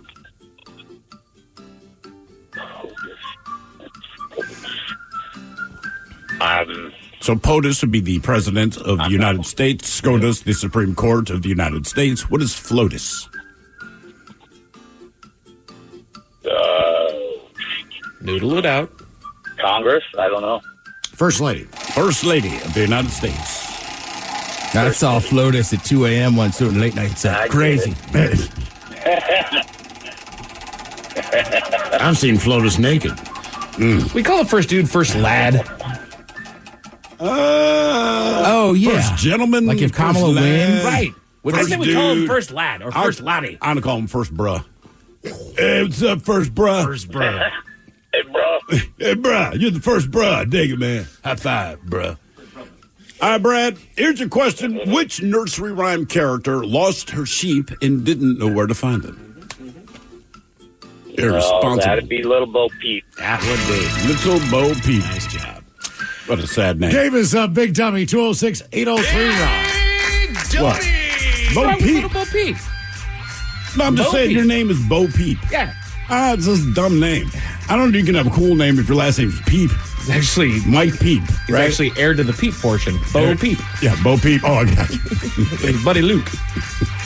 Hello, Joe. Welcome to the men's room. Hola. Hola. Joe, sober, not sober? Sober. Driving. All right, Joe, welcome to Big Dummy. Our men's room poll, pick one. You have the biggest hands and feet on the planet. You could be attacked by a gang of otters, fall off a waterfall 150 feet, or be stuck in space. Good otters. I think I'm going to go with the otters because I think it's like in prison where all you got to do is punch out the biggest one. The rest leave you alone. It's not. Okay. I don't think it's like that. Yeah. I mean, I hope you're right. You let us know how that works out. All right. Here's your question. What is the more common nickname for the serial killer known as the Whitechapel Murderer? Son of Sam? No. Ask that again. What is the more common nickname for the serial killer known as the Whitechapel Murderer? Well, it's not Koresh because he wasn't a serial killer. Jeffrey Dahmer. Nope. The more common nickname. Jeffrey Dahmer was actually his name. Jack the Ripper. Jack the Ripper. Okay. You ever heard the theory there was multiple Jack the Rippers? Yep. Basically, there was just dudes killing prostitutes. Well, you could get away. I mean, they didn't have forensics or anything. If there was not a witness, it was hard to put you to the crime. But the precision of the cuts that were medical industry or something. They believe that he was a doctor. Makes it very good with a knife. Some medical degree or something. I've read that too, that he was a doctor. It's just like, yeah. Yeah, I mean, if you're that precise. Prepared to make your doom. All right. Your question, the Treaty of Versailles ended what war? I'm in the shadows. First World War. There you go. Good job. Can't see me. Game is Big Dummy, 206-803. Jack, is that you? Dummy! Hello, Brock. Welcome to the men's room. The London Fog. Hola, bitches. Hola. Brock, are you on team sober or team not sober?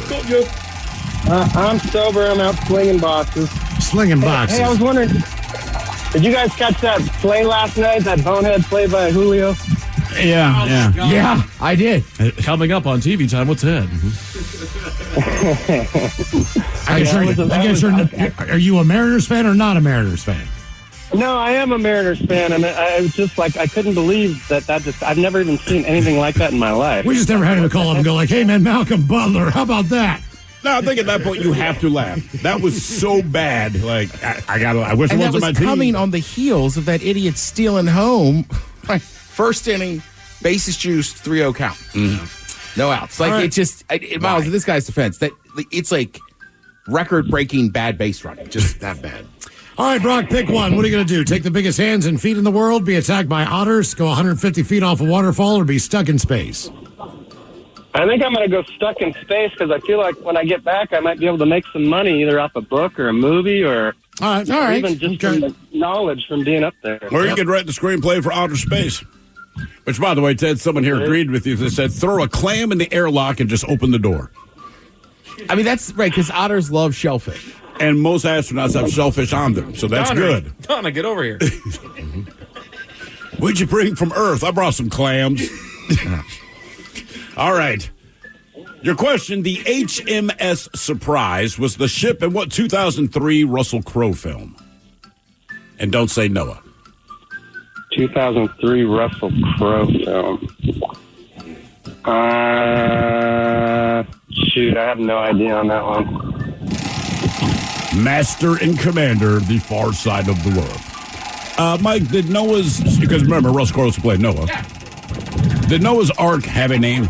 I mean, did he just write like Noah, she got the house? You know what I mean? Like all these dumbass names. I don't believe they named the Ark. No, they should have, though. I think it was just called the Ark. Chock full of fur, something. I don't know. Sorry, unicorns. Didn't mean to bring the possums. That's my bad. Do not know what the platypus is, but it's here. Hashtag need an umbrella. Oh, damn. Honk if you need rescue. We're it. Right. All right. Why are both lions male? Yeah. I mean, you look at the picture, I'm like, that didn't help in the situation, brother.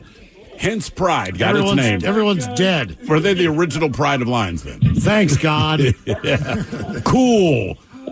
Put me to work, kill my friends, and there's animals growling at me. When did thou shalt not kill fall into this line of thinking? How many zebras do I need to bring to keep the lions happy? We started with 2. We had to go back to land before it flooded too much. Everyone's dead. Yeah, and he didn't sail around the world. No. So it's like, how did he get all those animals? The SS back to zero. Right. All right, here's your question. What brand of whiskey was created in 1939 when the Queen of England visited Canada? Canadian whiskey, I guess. Yep. Look, think about the bottle. The way the bottle is shaped. You know your Canada whiskeys. All I keep thinking of is Canadian Dry, the stupid ginger ale, but no, I can't think of it. Sorry. What does the Queen wear?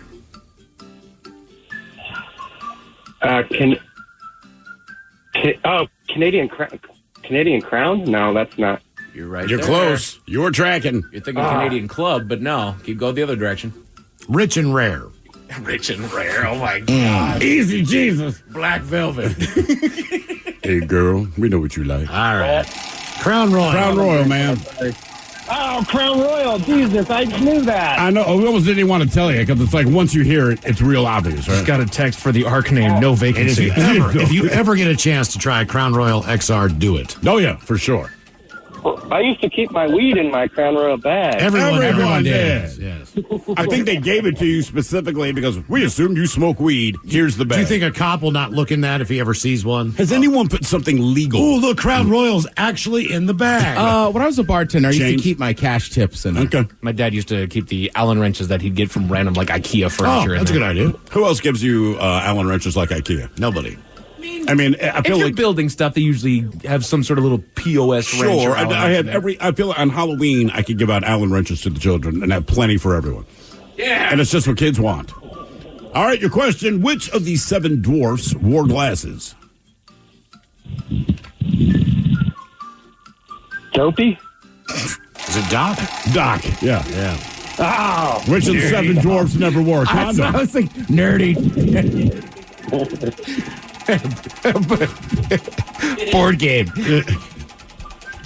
All right, Play D&D later. he was the 8th dwarf and he was killed. I don't want to go down in the mine. All right, your question. Minecraft. Oh God. Yes! Yes! Which fictional character does not have a star on the Hollywood Walk of Fame? Godzilla, Superman, Winnie the Pooh, or Woody Woodpecker? I'm going to go with Godzilla. I'll say Winnie the Pooh. No, Superman. Superman does it? Woody Woodpecker has a star on the Hollywood Walk of Fame. Did you read the same article that I did? Godzilla. Isn't Winnie the Pooh like free game now? Oh, yeah. As far you as can know. the domain, so I just assumed nobody would, no one looking out for it. Oh, he's already been honored. Okay. Yeah, he's been there, man. The reason we bring this up, I believe it's today that Batman, believe it or not, is getting a star on the Hollywood. Okay. And he will be the first superhero to get a star on the Hollywood Walk of Fame. Thank you for this honor. I think the difference is, though, is those superheroes in the movies are played by humans. Sure. Whereas, like, Woody Woodpecker, there's never been a live action version of Woody Woodpecker. You know, I learned something new today. All right. Yeah, who shows up for Batman? Right? Because the person typically shows up. Robin. Nobody wants to see Robin. No, he shows up. He supports him. Of course he does. Burt Ward He's has the to best be friend. there in full costume. That would be cool if Burt Ward. Hell yeah. A chunky ass And- Robin. and then Burt Ward got laid. And who's the other guy? yeah. Chris O'Donnell, was that his name? Yep. Oh, That's God. exactly right. Yeah. Leave your nipples Has at he home. been the only movie Robin? He played it for 2 separate Batman. I know that. No, Joseph Gordon-Levitt Kind technically. of. Okay. All right. Yeah, sort of. All right, here's your question. What river separates Minneapolis from St. Paul? I don't know if the Minneapolis and St. Paul. I don't know how far some of those big rivers go. It's not like the Missouri, is it? It is not the Missouri. No. Mississippi? It is the Mississippi. Mighty Mississippi. Oh, and I was going to say Mississippi too, don't it? I believe it starts right up there. Out of those Great Lakes. Actually, it's a different lake. Of all the little lakes, Yeah. whatever. The 2,000 lakes, whatever it is. 20,000. 20, 10,000? 10,000. 10,000, yeah. 10,000 lakes? Yeah, 10,000. All right, let's recount. 1, 2, 3. Well, skull, brother. All right, question. Mount Godwin Austen, a mountain in Kashmir, is better known by what name? Mount Fuji? Dun-dun-dun. Dun-dun-dun. That'd be K2. Oh, the skis. The Spice.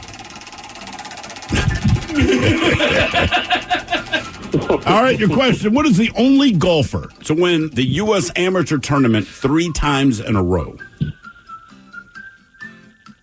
Tiger Woods? There you go. It's exactly who you think it is. Right. Head chef coming up. Ted's Meat and Potatoes asks the age-old question, I guess. Is it cheese? Is this cheese? Is this cheese? And we got your emails coming up next in the men's room at KISW.com. What's up? It's your boy, the Ted Smith from the men's room. And did you know I have a podcast? Well, I do. The Podcast. New episodes uploaded every Wednesday on the Odyssey app. This episode is brought to you by Progressive Insurance. Whether you love true crime or comedy, celebrity interviews or news, you call the shots on what's in your podcast queue. And guess what?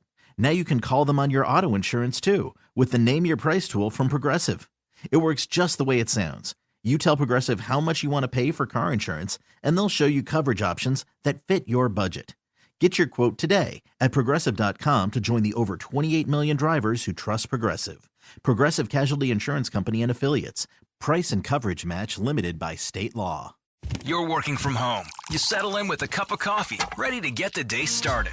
Before you look at that to-do list, turn on your favorite Odyssey sports station on your smart speaker. We'll keep you company and bring you the latest updates from your teams while you tackle your inbox or get ready for another meeting that probably could have been an email. Power through the workday with the entertaining sports coverage you love from the local voices you trust. Just ask your smart speaker to play your favorite station.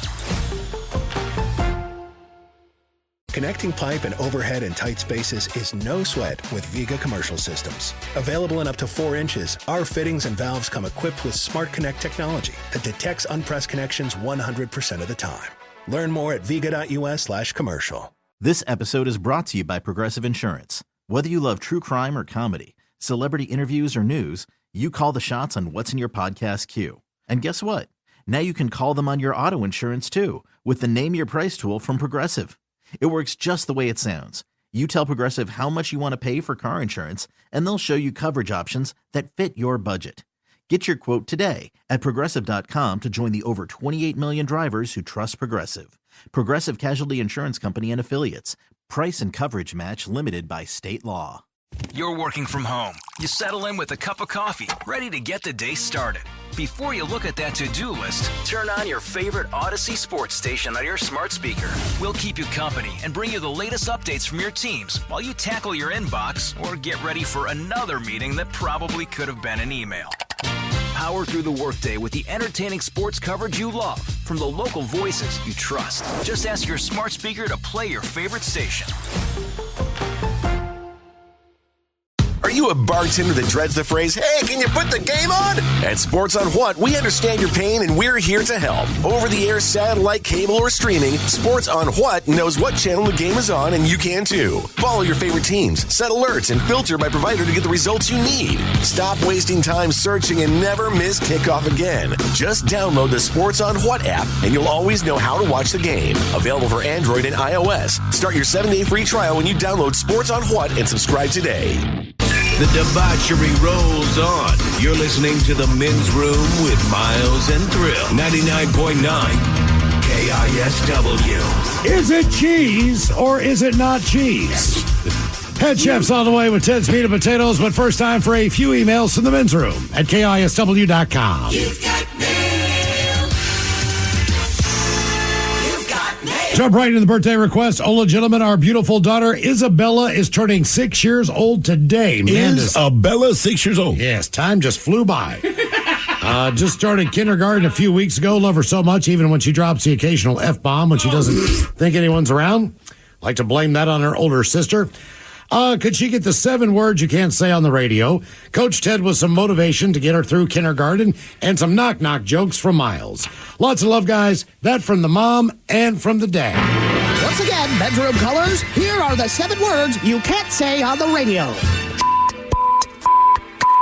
Sucker, mother, and please keep those words in mind when calling. Now, back to the program.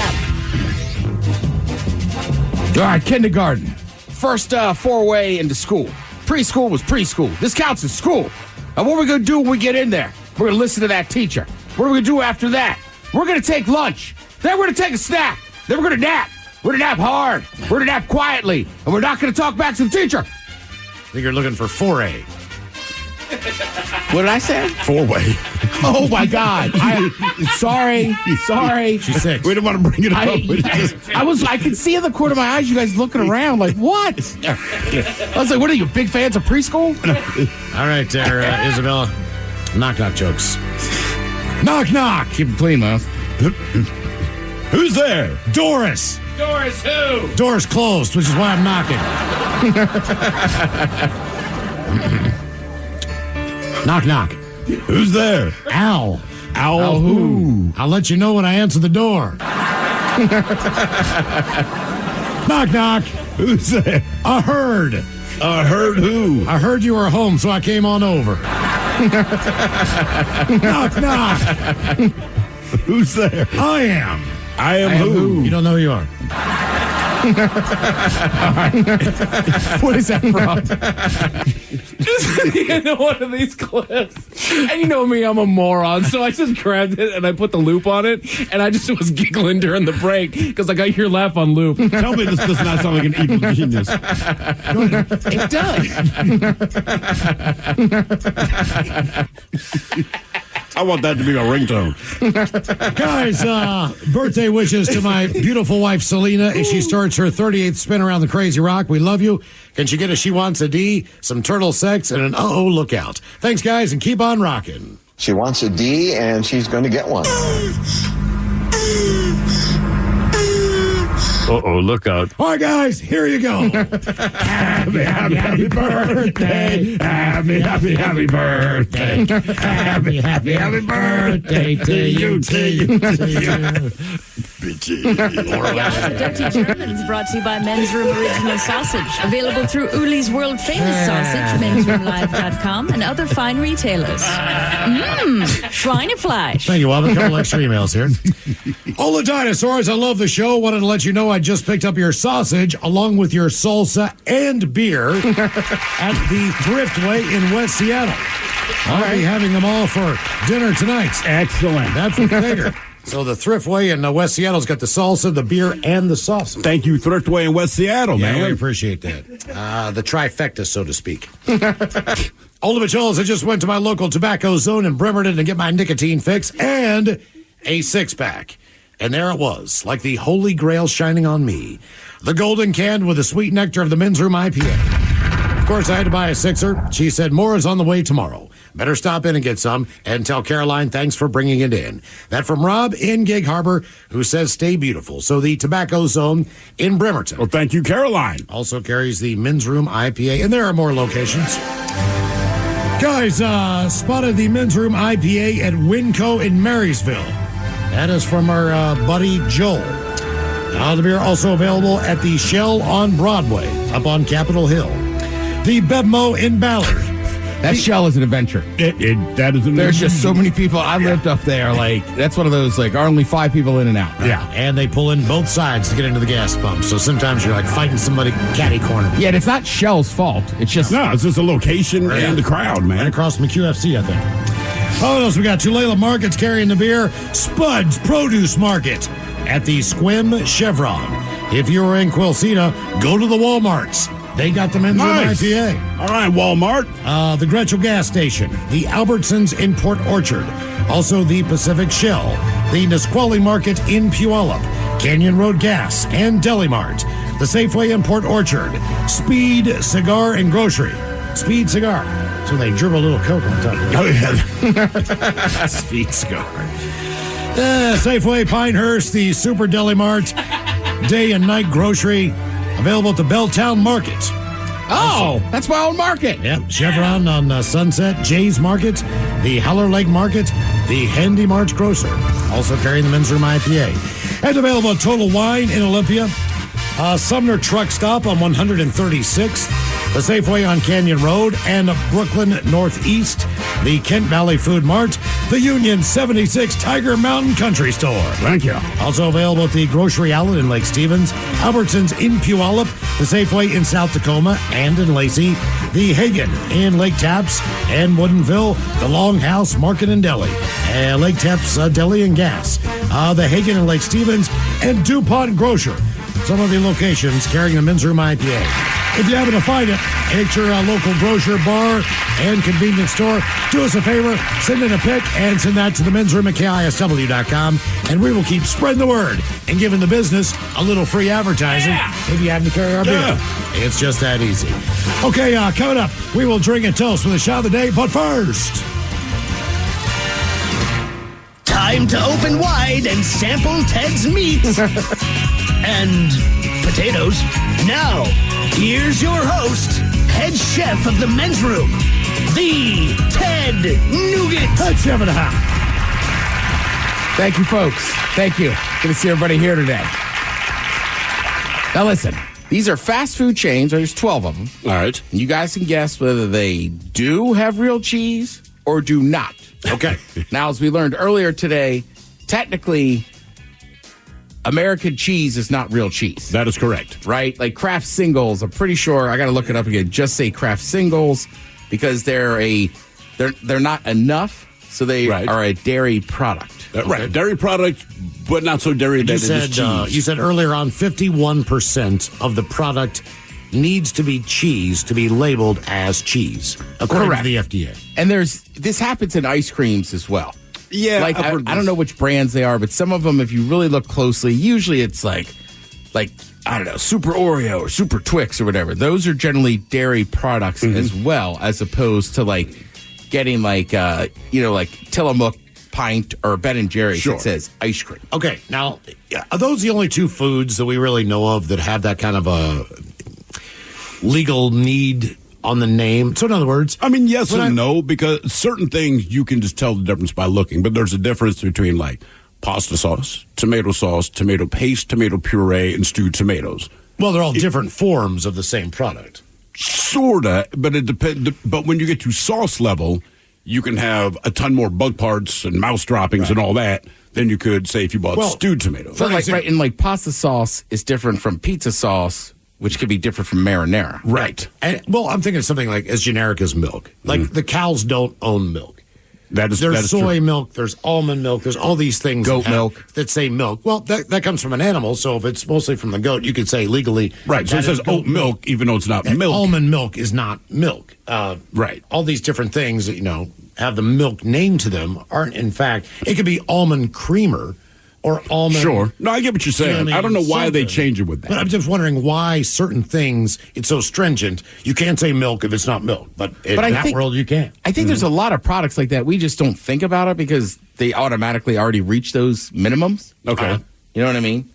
Yeah, but I get what he's saying. Like oat milk, like this is not milk. It is whatever the hell it is. And I actually don't mind it. But it's not milk. But you can put that on your label.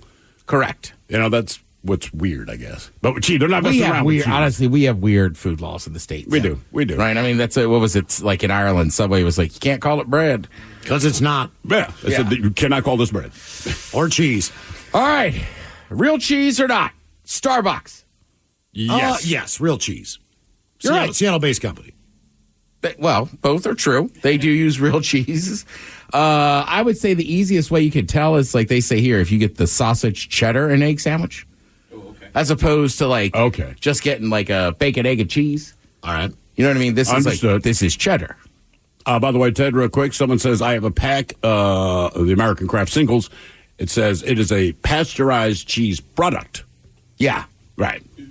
Still not just cheese. We still call it American cheese, right? You'll see cheese on all the menus. And I mean, there is American cheese. Kraft is not that, at least not the single. It has its place, but not used as cheese. Right. Right. Yeah, exactly. All right. On a grilled cheese. Grilled, like a fish sandwich should have that crappy cheese on. Burger King. No. I'll say it's cheese. I'm going to go cheese. No. It's not cheese. Not cheese. They have numerous cheeseburgers on the menu, cheesy breakfast sandwiches, but it's not real cheese. So most of the cheese they're using is American cheese. I don't know that they really offer a ton of other cheeses. They might have had a sandwich that had like something. They may have, but I would suspect that they are like the new Swiss burger. Yeah, probably Swiss cheese, but their standard menu. Okay, I don't know. Maybe not. Who knows? Maybe because you can get lower versions of that too, right? Like you've seen like those singles of Swiss cheese, and you're like, that's not real. See, now I got to look at the label. Yeah, Well, for instance, Wendy's has real cheese. Right, they were the first people. They had a sandwich where they were putting fresh mozzarella on there. Oh, damn! So and they've had Swiss on burgers forever. Okay, so that's an easy way to tell. I used to have a mushroom Swiss burger that was just absolutely fantastic. I never tried it, but I remember. That's kind of how they launched their whole campaign. Was that when Wendy's came out, not only were the burgers square, but the whole "where's the beef" thing and all that stuff. It was fresh beef, always fresh, never frozen. Yep. You got more meat because of the square patties, and they used fresh ingredients. Correct. So that was like their whole thing. It was like you're going to have a fresh fast food hamburger. Yeah. All right, Taco Bell, real cheese or not? Yes. They actually are using real cheese. I'll be damned. I really give it up for Taco Bell because the meat's not real. The cheese sprinkled in your quesadillas and tacos is legitimate. Now, sometimes, I was going to say, sometimes they do have other stuff, cheese sauces. They sell nacho cheese. Okay, yeah. But I was about to say they have like a shredded cheese, but they also have that nacho cheese. Correct. Right. So they kind of have both, but Taco Bell, for as cheap as it is, most people wouldn't think that, but no, they're using real cheese. Good on them, man. Yeah. This one's pretty easy. Chick-fil-A, they're using real cheese. But they're pretty famous for fake chickens. Yeah, they're pretty famous for their stuff. But you know what? Their cheese really is only, for the most part of their breakfast menu on their biscuits. Yeah. So you don't really get a cheese. I was going to say, there's not a lot of cheese sandwich. Right, I mean, you could get it, but you could ask for it. Well, now they have a pimento cheese sandwich. Oh, that makes sense. This is the South. Well, I think they have like deluxe sandwiches that have cheese on them too. But Miles is right. Generally, when you think of Chick-fil-A, you just think of the chicken Cheese sandwich. is not crossing my mind, right? Yeah, most chicken sandwiches don't have cheese. No. It's And kinda if most- it's probably Swiss. It's typically pickle and mayonnaise. All right, cheese or no cheese? Is it real? Jack in the Box. I'd say no. No. Wrong. He's using real cheese. Jack's using the cheese. All right, Jack. Well, they've got so much on the menu, I just assumed that it would be hard to fulfill that promise. Okay, so Miles, you're right. They basically, Jack has so much going on. He has both, okay? He's got real cheddar and Swiss slices, along with real shredded cheddar bits that can be found in other stuff. But there is artificial cheeses, like the, I like to say, eyebrow-raising pasteurized Swiss-style cheese. It's Swiss style. Pasteurized American cheese and cheddar cheese sauce. I forgot that they used like the real cheeses in there because I handled those cheeses. I worked at a Jack in the Box, and the bricks that they bring out there, while they're fine, like that training that's had to not be cheese. intense, just based on the amount of stuff on the menu to learn how to work. Yeah, they got maps up there that you use to basically All right. construct everything. McDonald's. No. I'll say no. Yes. They do have a cheddar sandwich, don't they? They do not use real cheese. Okay. The type. Generally, again, we're talking about American cheeses, but a lot of the cheeses they use to top the burgers are pasteurized American cheese. Same thing, all that stuff in there. FDA requires that a cheese must be composed of at least 51% cheese to be considered real. To be considered cheese, you just have to be a little more than half Right, made so even of cheese. even the big slice on the quarter pounder. Again, you can love this stuff. Like I'm not bashing American cheese. No, it's not going to change me eating it, but it's kind of weird that, look, we're asking for you to be cheese. Be 51% cheese. Yeah, do they go through this That- whole makeover of better meat and just different preparation and all this stuff? McDonald's? In the past year, they launched that whole campaign on look, we're going to make the food cheaper and we're also going to make the food better as far as the quality. So they did that whole launch across the country as far as updating the hamburgers. I just assumed they were going all in. I don't remember that. Yeah. I know a few years ago they were trying to do a thing of right, because Burger King's always like, hey man, have it your way. Yeah. Right, you roll. So I do know a few years ago they were like, McDonald's was trying to put in some different options and be like, you could customize it as well. But it's not like Domino's that blatantly came out and said, look, our pizza's been bad for years. We're going to completely redo just our standard pizza. Whereas I feel like you go to McDonald's, the cheeseburger can't change. Right? Like, that's what McDonald's is built on. Right. When you that know why cheeseburger. you're here. You came here for something specific, and we've got it. We're not going to change it. Panera Bread. I'll say yes. Yeah, it is. And to their credit, they do have some fresh stuff there. And I think you would tell more because the sandwiches are cold. Yep. Do we have a few of those in the area? I don't know if I've ever seen one in Seattle. Okay. There's one out in White Issaquah that I Center. know of. All right. White Center might have one. All the typical spots that should have the stuff have it, like Puyallup, whatever. Yeah. No, there's a lot of Paneras around. Okay. Yeah, you could find them most places. Probably one down in Tacoma, right? Glenwood's by the probably mall got or something one. like that. Yeah. I like this though. They say even their mac and cheese there doesn't use the powdered sauce. It's real cheesy mac and nice. cheese. Okay. Sonic. No. I don't. No. No, it's not. Yeah. I like this. The cheese melted on top of every single one of its burgers is artificial processed American cheese. There also is entrees that have shredded cheese on the side for their breakfast burritos and stuff. They're sprinkled with real cheddar. Oh, okay. Okay. So, all right. So if it seems more like So in other words, shredded cheese tends to be more. we real. have real cheese, but I don't know if you're going to order something that gets real cheese. It's the Sonic way. Yeah, and again, Sonic, to me, Sonic is kind of right there with Taco Bell, where they offer a ton of stuff at very cheap, affordable prices. Yeah, are you worried about whether or not it's actually cheese? If you're at Sonic or McDonald's, If they said, hey, we want to, it's not real. Like, bro, I don't care. I still have not been to a Sonic. I have not either. I've never been. Yeah. Chipotle. I'd say yes. It is. Monterey Jack is the company's cheese of choice. So that's real. The quesadillas actually pull apart and melt correctly and everything else. So kind of easy to tell. We talked about earlier, the queso. Right, exactly. So, I mean, they actually have real cheese. All right, the last two on the list both do not use real cheese. One is Canadian. Tim Hortons. Timmy's. Did you read the little blurb sandwiches on that, though? That the cheese is not real, but it's so unique and so good that they want them to sell it as an actual product so people can replicate the taste of it at home. So yeah, people love Timmy's. And then this one's kind of shocking. Dairy Queen. No. Man. I know. Put dairy in quotes. Is that even ice cream? I mean, come on, the whole place is about the same thing. That's more like whipped cream that's been solidified. I don't think anything in there is real. Right, but it is odd. Like, you're the Dairy Queen. The cheese should be real. It's in your name. Are these real Oreos in this blizzard? No, they're tuxedos. Thank you, Tim. We appreciate it. Shot of the Day is coming up. You are listening to The Men's Room. This episode is brought to you by Progressive Insurance. Whether you love true crime or comedy, celebrity interviews or news, you call the shots on what's in your podcast queue. And guess what? Now you can call them on your auto insurance too with the Name Your Price tool from Progressive. It works just the way it sounds. You tell Progressive how much you want to pay for car insurance, and they'll show you coverage options that fit your budget. Get your quote today at Progressive.com to join the over 28 million drivers who trust Progressive. Progressive Casualty Insurance Company and Affiliates. Price and coverage match limited by state law. You're working from home. You settle in with a cup of coffee, ready to get the day started. Before you look at that to-do list, turn on your favorite Odyssey sports station on your smart speaker. We'll keep you company and bring you the latest updates from your teams while you tackle your inbox or get ready for another meeting that probably could have been an email. Power through the workday with the entertaining sports coverage you love from the local voices you trust. Just ask your smart speaker to play your favorite station. Connecting pipe and overhead in tight spaces is no sweat with Viga Commercial Systems. Available in up to 4 inches, our fittings and valves come equipped with Smart Connect technology that detects unpressed connections 100% of the time. Learn more at viga.us/commercial.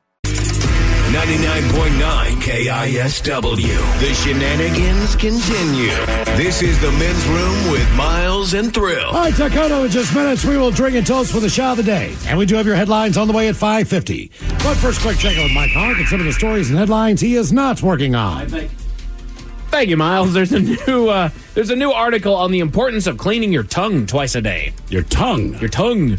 So, you know, they say when you brush your teeth, you got to brush your tongue along with it because there's little microscopic food particles that end up in between the little bumps on your tongue, which are not actually your taste buds. No, they are not. Your taste buds are all in, on, and around those doggone things, but those little microscopic bumps are actually like 5-fold however many taste buds you actually have on your tongue. Really? Oh, yeah, there's a whole bunch on there. So, what is the purpose of them?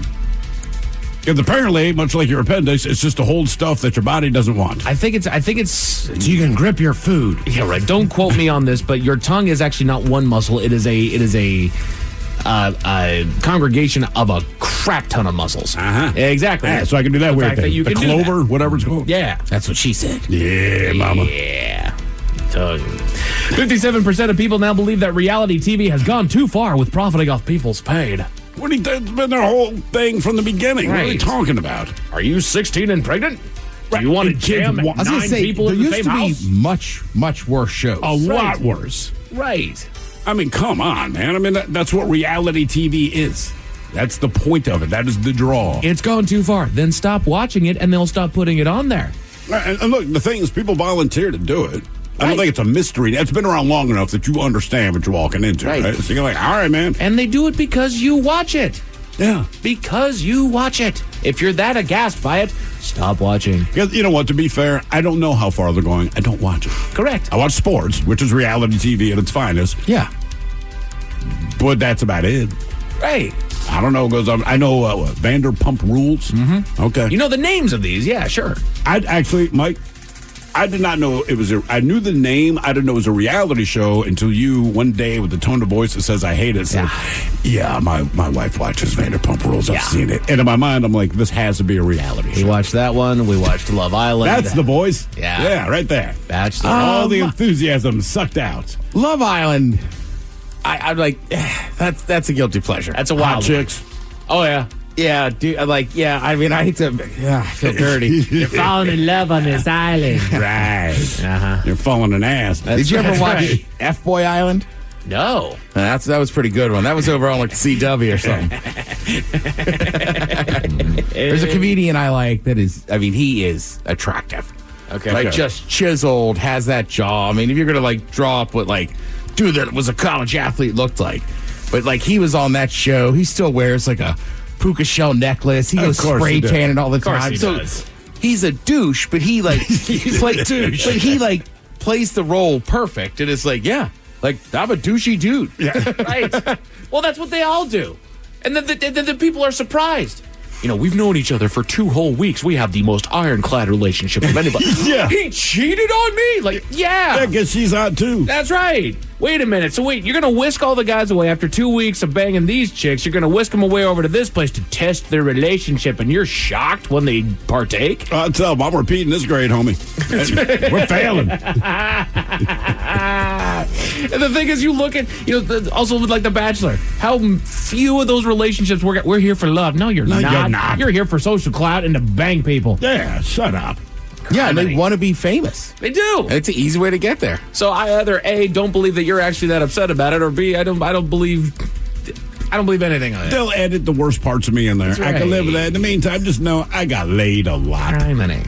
There's a new study that suggests meat and milk may prevent cancers in your gut. Meat I love and both. milk. Meat Okay. and milk. Yes, you do. Yep. I'll start making beef shakes. That is Miles's lunch Meat, every day. Just milk. a big old slab of steak and a large glass of milk. Milk steak. Milk steak. Yeah. That's a thing. Somebody's made milk I'm going to steak. grill a steak tomorrow night. You gonna drink it with milk? I don't have any milk. Are you going to marinate it in milk? No, that probably wouldn't be that bad, though. Right? I've slathered them in mayonnaise before, and that actually turned out pretty well on the grill. What about buttermilk? Yeah. I mean, milk steak is a joke from It's Always Sunny, I believe. Oh, really? Is it really? Yeah. I don't think anybody, it was like, we're having milk. I mean, it's like having rum ham. That actually sounds pretty good. to be fair, yeah. I would glaze a ham with rum. Maybe not vodka, but rum. Yeah. Thrill, have you guys have seen It's Always Sunny in Philadelphia? No. Yeah. Oh, if you've ever watched that show, these are not good ideas. Okay. No, they're not. Right? No, they're not. Thrill, I know that you, with all of your big dummy knowledge, you probably know what today is. Oh, of course I do. Today is Thursday, but it's also International Talk Like a Pirate Day. Why did you cut me off? My bad. I was getting ready to say that. Maybe. It's also my dad's birthday, but I forgot to bring it up in birthdays. Let's bring it up tomorrow. Like Mike said, wait another 2 weeks like you did with your mom. Yeah, he gets a pass. I still have time to call him. God, Miles. No, you don't. It's 9 o'clock over there. No, he's Central. He's Central. Okay. Yeah, he's Central. So you do have some time. Oh, I didn't realize he had moved to the Panhandle. Yeah, he's a panhandler. Oh, He's a right, panhandler. He's a panhandler. Speaking of Buccaneers, it's Oh, no, he's international. not. He's not. Damn it, you're right. My uncle is. Shoot. Well, hopefully he's awake. Why don't you just call your uncle to wish your dad a happy birthday? Oh my God! Golly. I know more about where your dad lives than you. Oh, I do. forgot. What day's his birthday, Ted? Oh, it was today. Hopefully he's still awake. Speaking of Buccaneers, yes, it is indeed International Talk Like a Pirate Day. The Men's Room Top 10. The Men's Room Top 10. 10 words for talking like a pirate. This is one of my favorite made-up days of the year. So I would like to introduce you to my new alter ego, Captain Booty Call. Why couldn't the pirate play cards? He was sitting on the deck. See, I was going to really Why laugh. did the pirate put a chicken on top of his treasure? Because eggs marks the spot. That's a good one. Beat that, Montgomery. And Captain Crunch. Ahoy. Ahoy there. I was just hoping I could do an impression of Baker Mayfield. As a Buccaneers. Yeah. There you go. Just talk S with a lot of profanity. Right. Right. Smash your head into a helmet. So these are 10 words for talking like a pirate. You guys might have heard these phrases, and some of them do come with origins, but not all of them. Shiver me timbers. What does that mean? Is it the boat wood? I mean, those are the timbers, I would guess. Unfortunately, shiver me timbers is unlikely to have ever been uttered by an actual pirate. They say instead it's thought to have arisen from comedic literature as sailors speak, akin to blow me down or by golly or some such. Blow me down. The 19th century children's novel Outward Bound, a character named Wilton is even humiliated for attempting the phrase, and yeah. Okay, all right. So shiver me timbers. Blow me down is when the ship gets blown over? No, I think that's another one of those fake, so it's not fake real. phrases. Yeah, I don't think so. I only heard Popeye get attributed to, well, blow me down. But that was olive oil. Yeah. I got it. What do pirates call the sea? Mainly underneath it or the ocean floor. They call that Davy Jones' locker. Oh, damn. Oh, that's a good one. Yeah. One of the earliest known depictions of Davy Jones comes from Tobias Smollett's most excellently titled The Adventures of Peregrine Pickle, in which Pickle and associates conspire to frighten a former seaman with a fake of the legendary sea spirit. It works, let's see here. By Lord, I'll be damned if it was not Davy Jones himself. I know by his saucer eyes, his 3 rows of teeth, his horns and tail, and the blue smoke that came out of his nostrils. He goes on to write that this famed Davy Jones, according to the mythology of sailors, is the fiend that presides over all the evil spirits of the deep and is often seen in various shapes, perching among the rigging on the eve of hurricanes, shipwrecks, and other disasters to watch seafaring life is exposed, warning that the devoted wretch of death and woe. As for his locker, the first known reference is a metaphor for the seafloor, appears later in 1777. And then it was updated in the 1980s. They started calling it Natalie Wood's dressing room. Oh, God. Too soon? Damn, man.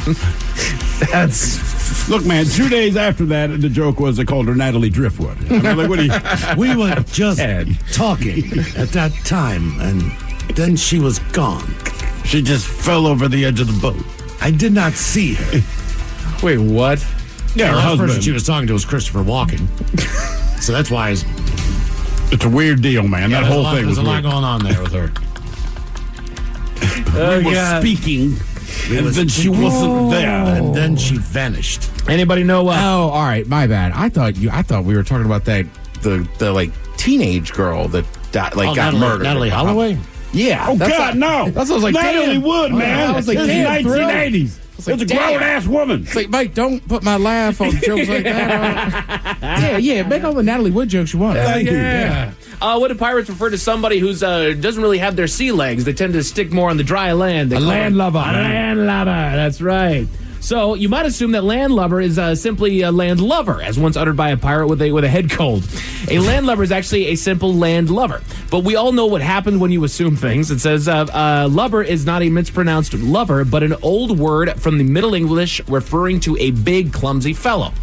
So it makes sense that landlubber is a term for a mild derision for someone who hasn't yet got their sea legs. All right, that makes sense. So it's just a clumsy guy that doesn't know.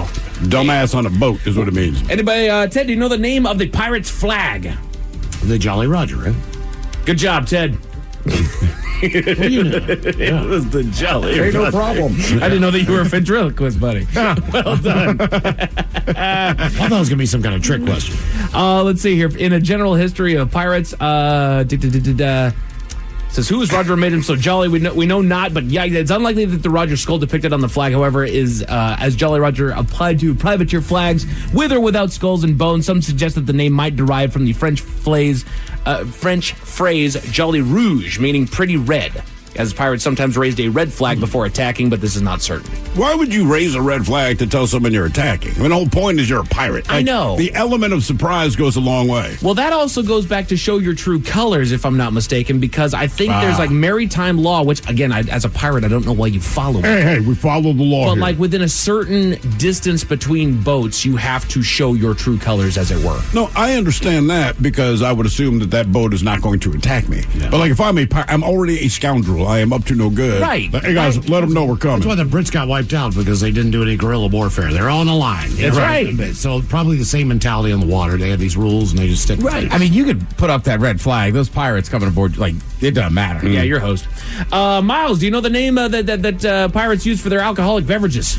Mead? Grog. Mead, grog. That is exactly Sounds right. good. Yeah. It's often good job, B. Miles. The term came about thanks to English Admiral Edward Vernon, who reputedly earned the nickname Old Grog because he often wore a cloak made from grogram, which is a coarse, loosely woven fabric made from silk or silk blended with mohair or wool. In Old Grog's day, sailors in the Royal Navy were customarily given a daily ration of rum. But in 1740, the admiral, concerned about the health of his men, ordered that the rum should be diluted with water. It was not a popular decision with sailors because they want to get hammered, and they just started calling it grog. Okay. All right, makes sense. Because, this isn't rum. This is his mixture. It's Old Grog. Huh. Dude, I went to a pirate bar in Silver Spring, Maryland that was so terrible. It was on Bar Rescue. But they were like, we have grog.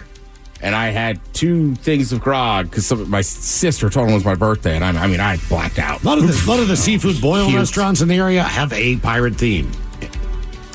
Like if you walk into Captain Crab in Lakewood, they got what's his face from the movies, Jack Sparrow, standing there when you walk in, and everything's like ropes and fishnets hanging from the ceiling. Hell yeah! Yeah, it's like you're in a. Is the food any good? It's amazing. Okay, looks that's all good. Is my dish good? Can we call them fishy nets? Yeah, fishing nets. Fishing nets. Fishing net, right? Not fish nets. Did you say fish nets? Baby. Yeah, baby. Jack Sparrow and fish nets. Anybody know the origin of Avast? Avast, matey.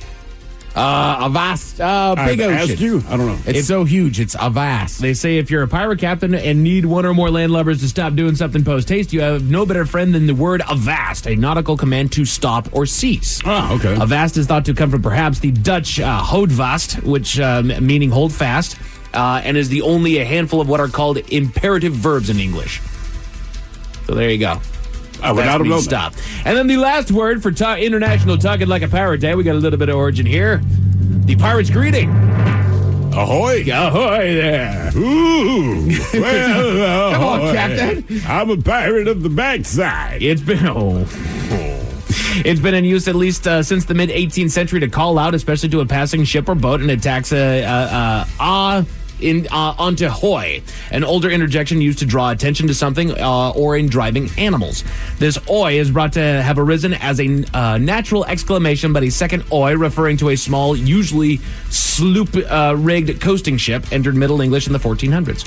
By the way, someone with some pirate knowledge, probably a pirate themselves, we're asking about the flag. Like, why would I tell you I'm going to attack the ship? So they said the flag was raised before attacking to try to intimidate ships into surrendering without a fight. Okay. Yeah, that's what I'm saying. That makes a lot more sense now. And you know how much they pay for corn? A buccaneer? A buccaneer. Got it. Miles. What's a pirate's favorite letter? R. None. Well, you think it's the C, but it's the R. R. You'd think it'd be R, but it'd be the C. Oh, damn it. You're so close, Ted. Play my fake laugh. All right, hang on a second. You know what? Say your word one more time there, Ted. I will not. I won't. You think it's...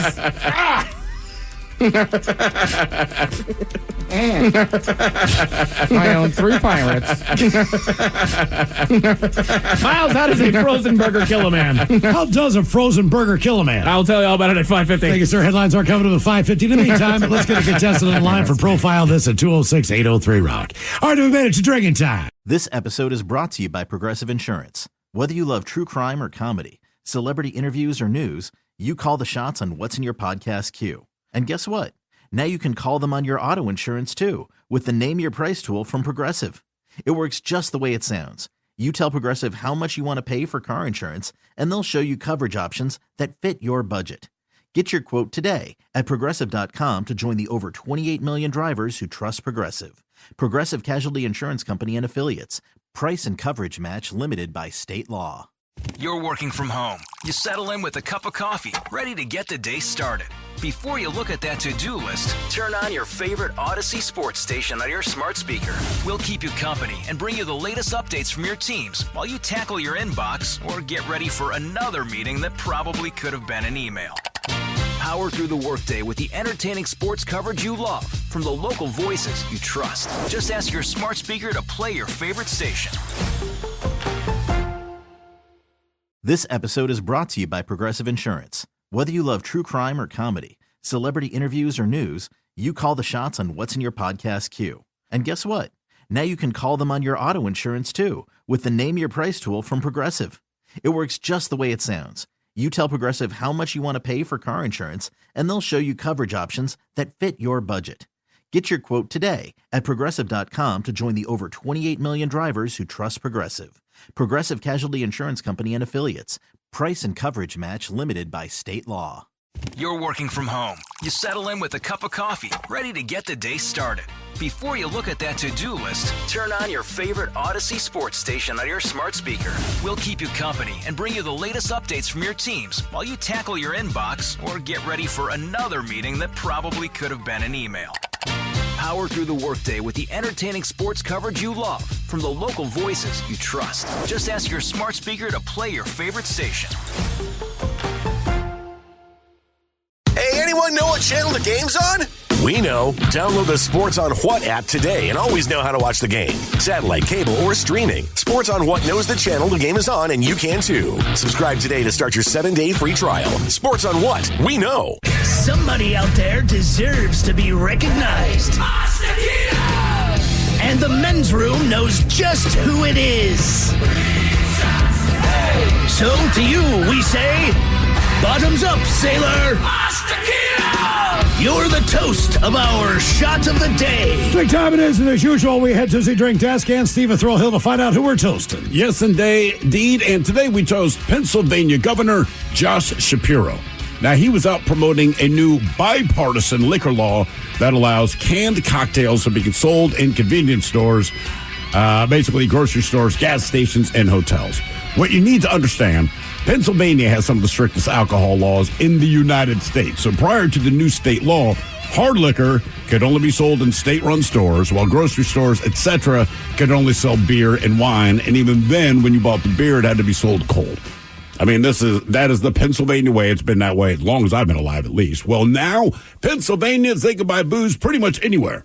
So Shapiro, he took the opportunity to grab a camera crew to record him being the first person in the state of Pennsylvania to buy himself a canned cocktail at a gas station. Keep in mind, bipartisan bill. Like everyone on all sides agrees. It's time. Unfortunately, in spite of being the 51-year-old governor, he was recorded putting the drinks back on the shelf because, quite honestly, he didn't bring his ID. Oh, man. All right, so he got the camera crew, all right, and they're doing this thing, and in Pennsylvania is very excited about this. So he wanted to be the guy. He's still talking like I can't remember what he grabbed. Seemed decent, but a canned cocktail. Goes up to the counter. The cashier asks for ID. They know who he is. But they're like, yo, man, the law is the law. You don't have your ID. And instead of making a fuss about it, because obviously that would look bad, because it is the law and you're the governor, it's like, yep. I'll remember that next time. He put it back on the shelf and they left. I'd at least pick up a bag of barbecued Fritos, something, Anything. Yeah, I mean, you're there. PA does have some strange liquor laws. They are ridiculous. The worst you're thing saying about they're all gone now, for the most part. As far as the ridiculousness of that, so, like, we would go there for Thanksgiving. Like, and you guys grab beer, grab liquor. Sure. Here, you go to one place, right? You could go to, what? You go to Fred Meyer. What's the place next to mine, or next to us? Totes. What do they call it? Totes. Total Wine. Right, you go, they got beer. All the women. It's Totes. I didn't know what they were talking about forever. And they're like, Total Wine and More. I'm like, oh, I'm sorry. I called it by its name. Anyway. For them, it's just wine and more. Right. Wine. And stuff my husband might want. But yeah, they can't do that there. So now they'll probably get business like Total Wine, et cetera, et cetera. Anyway, we pour this booze and we drink this booze because we think it's yummy. Yummy. So over the tongue and down the throat to party in our tummies. Down the hola bichola. The men's room presents Profile This. And Stephen Thrill-Hill, could you please tell everyone how Profile This is played? I sure can, Miles. It's a simple game where we share with you a real-life news story, something that happened right here on planet Earth. Earth. And as you listen to the story, based on the stereotypes you believe to be true of people and the decisions the people make, we'll ask you what it is you think makes the story a story.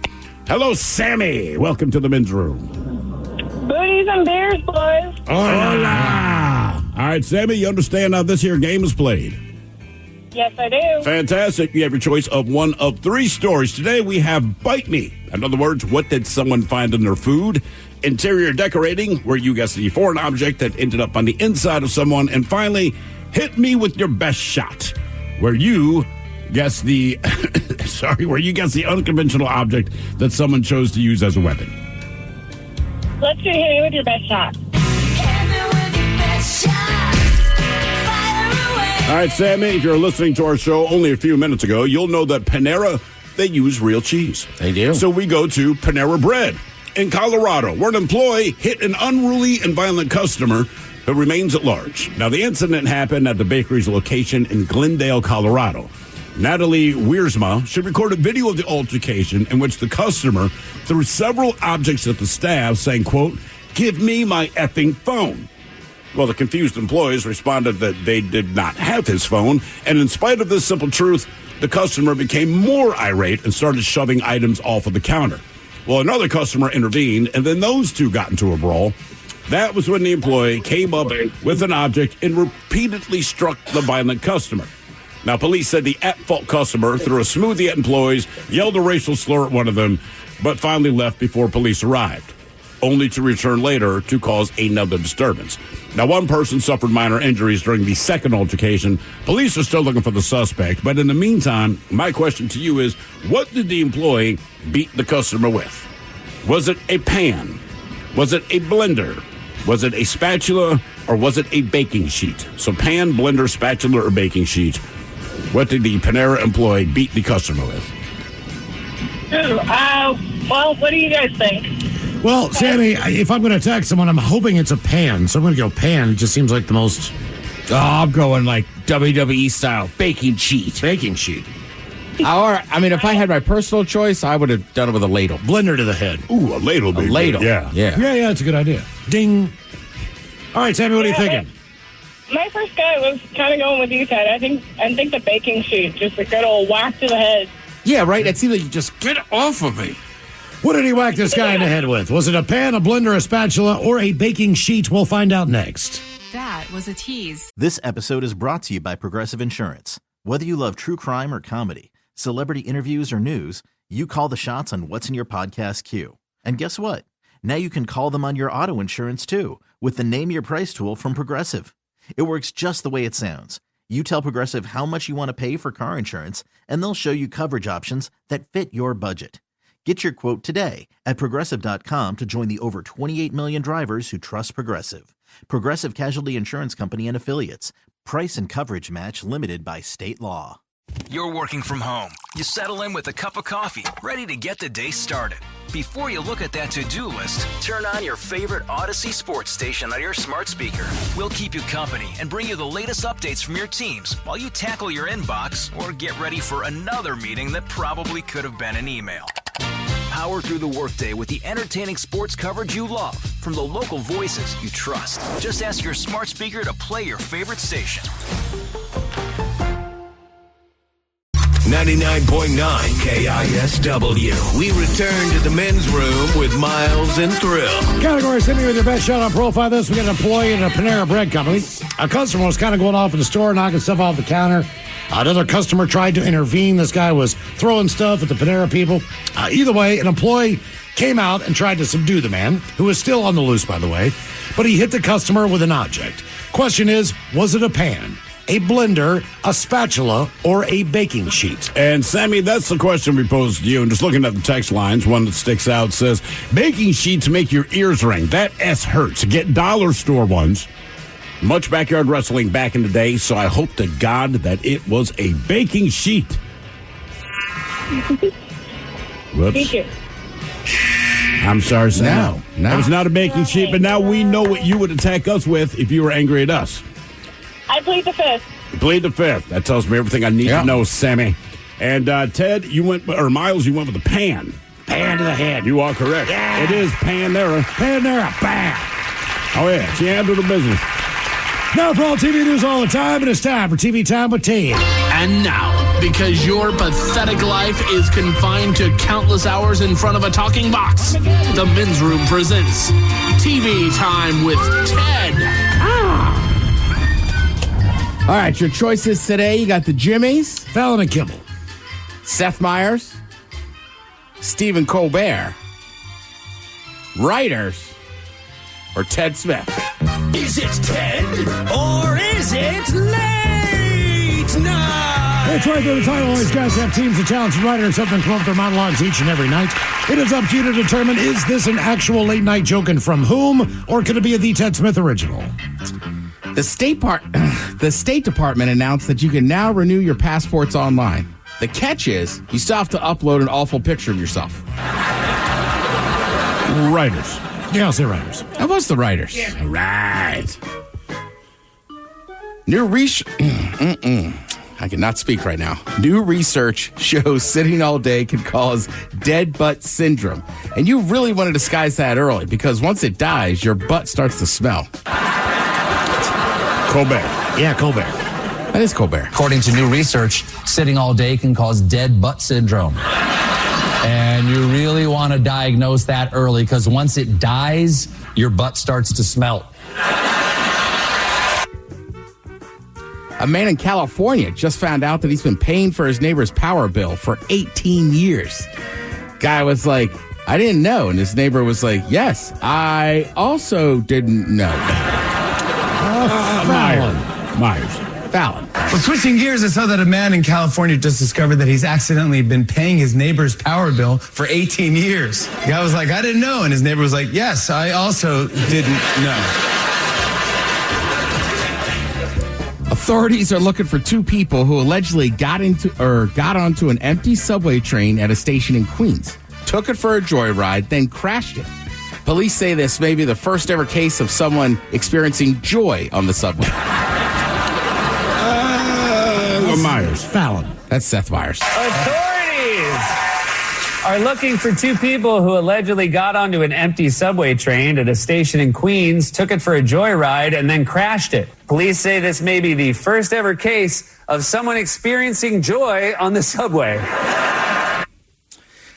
So there's been a couple documentaries about this guy already, but Aaron Hernandez, pretty famous case, right? Played football at the University of Florida, then played for the Patriots, then ends up going to jail for really heinous crimes, right? Including murder. Ends up committing suicide in jail. But, you know, everybody, I think for the average, well, especially if you're a sports fan, you're just like, how could a guy in the NFL, like, what is he doing? Like, how's he committing murders? So there was, I want to say Netflix had like a 3-part kind of docu-series on him. Yeah, I saw that one. Was it Netflix? Either way, I did see Netflix, that. Yeah. And then there was, Netflix then did Swamp Kings about those Florida Gators teams. Mm-hmm. Now, even when I watched Swamp Kings, it seemed like a very overall nice version of what was going on with those teams. Yes. Dishonest. Yeah. Now, this one is on FX, right? So think about, remember the People versus O.J. Simpson? Yeah. So that was one of the FX mini-series they had on there, which I really liked. Was that Cuba Gooding Jr. played O.J. in that one, I think? Think you're right. I think it was. So so that's the thing, right? These are actors, so they're not. So it's like Pam and Tommy, right? They're going to look close to them, but they're not exactly them. Yeah. But this one starts back in high school and shows you how he's kind of growing up and this and that. And look, I know a lot about this story. There was parts of that I didn't know.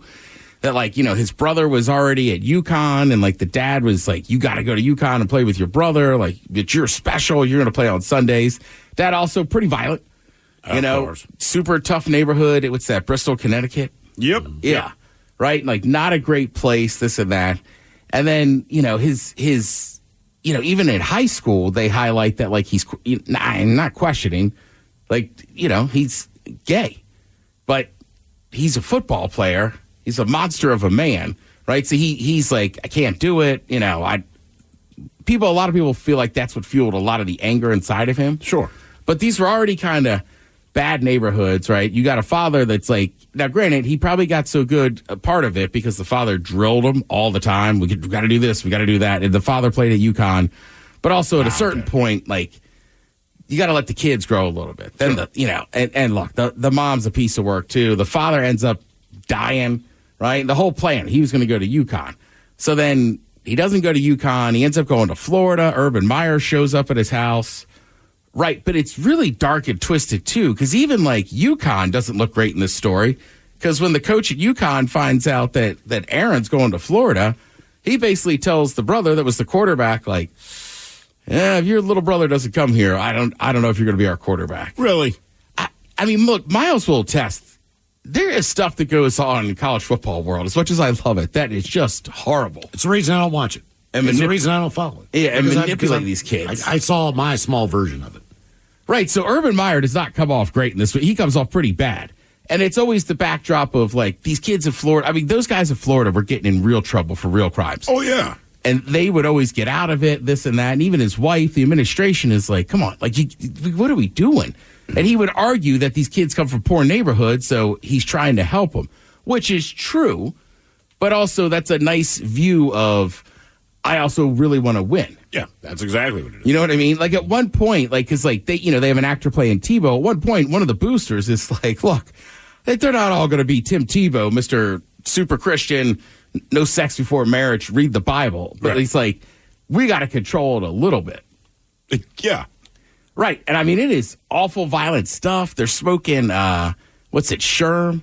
Yeah. Yep. Like you put, like PCP on top of your, or whatever. You like dip your blunts in there and this and that. If you're into this stuff, it is awesome. Also, FX, they stream it on Hulu now. So I don't know if the rules have loosened up a bit, but there's F-bombs, there's boobs, and there's strip club scenes. I mean, I was like, wow. It's Gainesville. Yeah, but it's a super good, like, it was gripping, right? I watched a Sounders game with some friends. I got home. I don't think I clicked it on until probably 10:30, and I watched both episodes that are out right now, because you can't get the other episodes yet, or I would have sat there. How many episodes is it, or do you know yet? I don't know yet, but usually those mini-series are somewhere between 4 and 6. All right, that makes sense. Which probably means it'll be 5. So, at your point, he's still at Florida.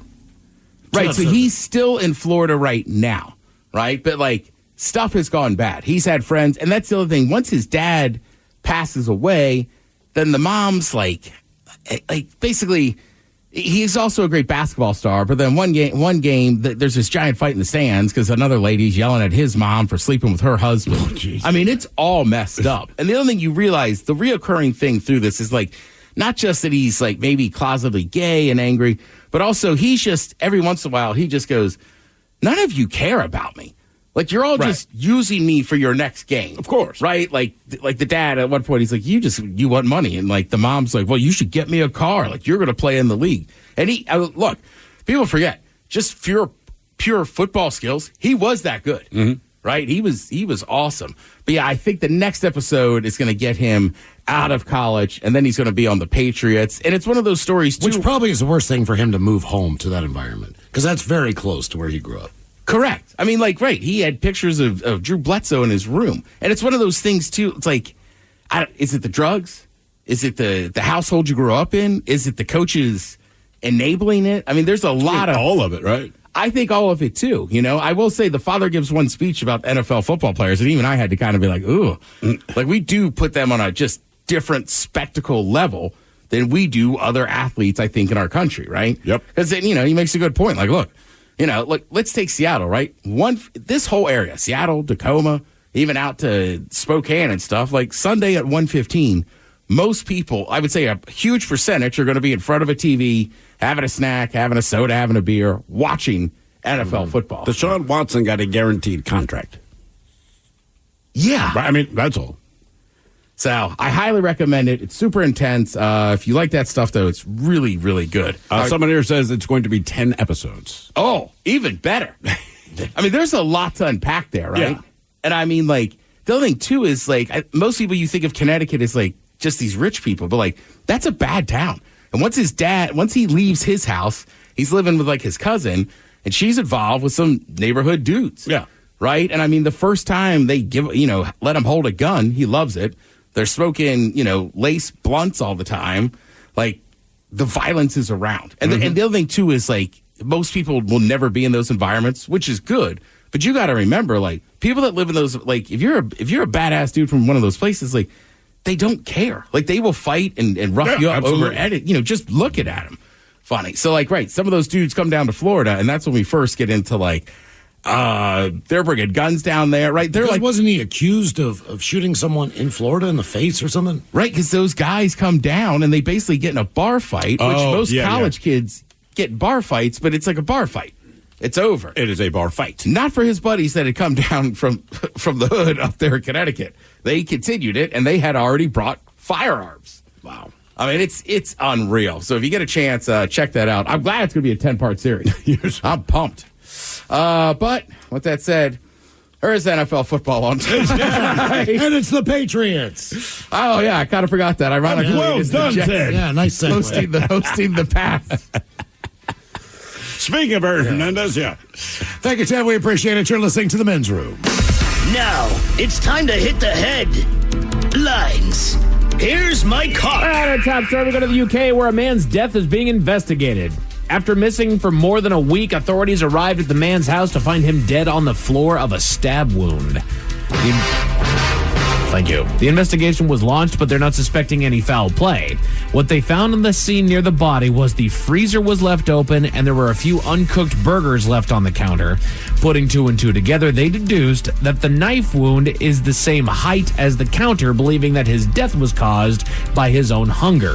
They believe that the man had gotten a couple frozen burgers out to cook for lunch, dinner, whatever, attempted to separate the frozen patties with the knife, lost his grip, and ended up stabbing himself in the gut. Forensics also heavily support this theory. I'm just going to say this. You don't want it to be a homicide or something like that, but that is a stupid way to die. That is the dumbest way to die I've heard in a while. To separate your frozen patties, and we've all done it. Something for you to take Sure. but with a butter knife. Right. But he aimed the knife toward himself, is what they're guessing.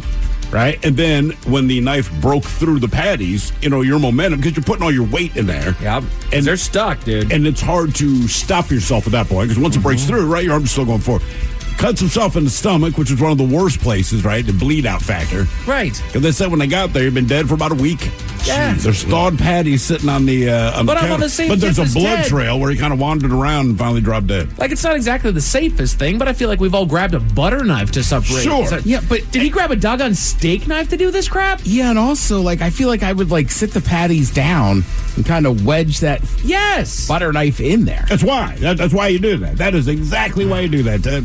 Good God, man. I mean, don't speak ill of the dead, but damn, I'm not, man. but if I'm him and say you go to heaven, here's the pearly gates, and you say, look, God, I know I was born to die, right? I mean, all things die, and some people get attacked by a shark, and that's a horrible way to go, but man, the story's incredible. Yeah. Some people fall in a volcano, and you go, that's a terrible way to go, but it's cool.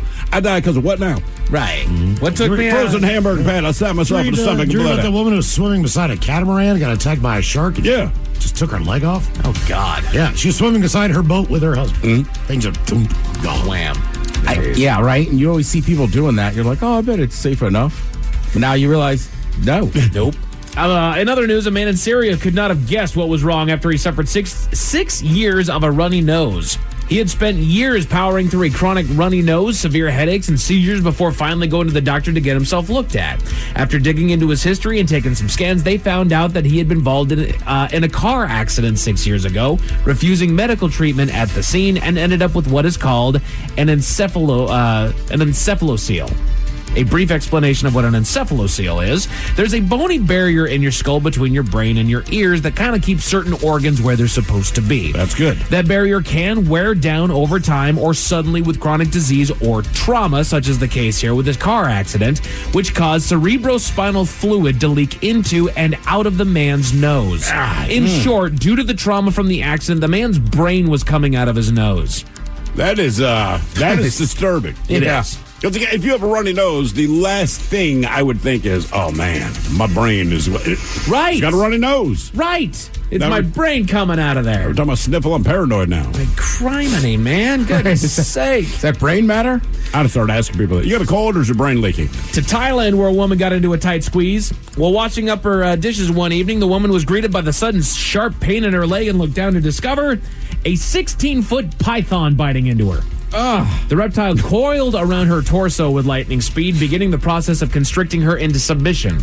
Unable to free herself, the woman called for help to anyone that would hear, but it wasn't until a neighbor walked by 90 minutes later that help was finally called. It was 2 hours that she spent with this doggone snake. And she's not dead yet. No. But she's going through it. That's right. God. Yeah. They beat the snake over the head with a crowbar until it released and retreated, eventually being captured by authorities. The woman was taken to the hospital and treated for just some minor injuries. Where is this again? Thailand. All right, that makes you feel a little bit better. North Seattle. Yeah, right. That new awesome taco stand. That's what happened. You got a lot of time to sit there and think with 2 hours. And think you're going to die. Right. But just in case those stories left a bad taste in your mouth. Thankfully, there's good news. We go to the UK where they've crowned the cat of the year, a black and white feline by the name of Marley. For years, the UK's largest feline welfare charity, Cats Protection, has put on the National Cat Awards, receiving hundreds of candidates for several categories, with the winners going home. Categories, that's what with the winners going home with a trophy and a $200 pet store voucher. This year, they recognized Marley as the cat of the year for his work as a therapy cat at a local safe house for women.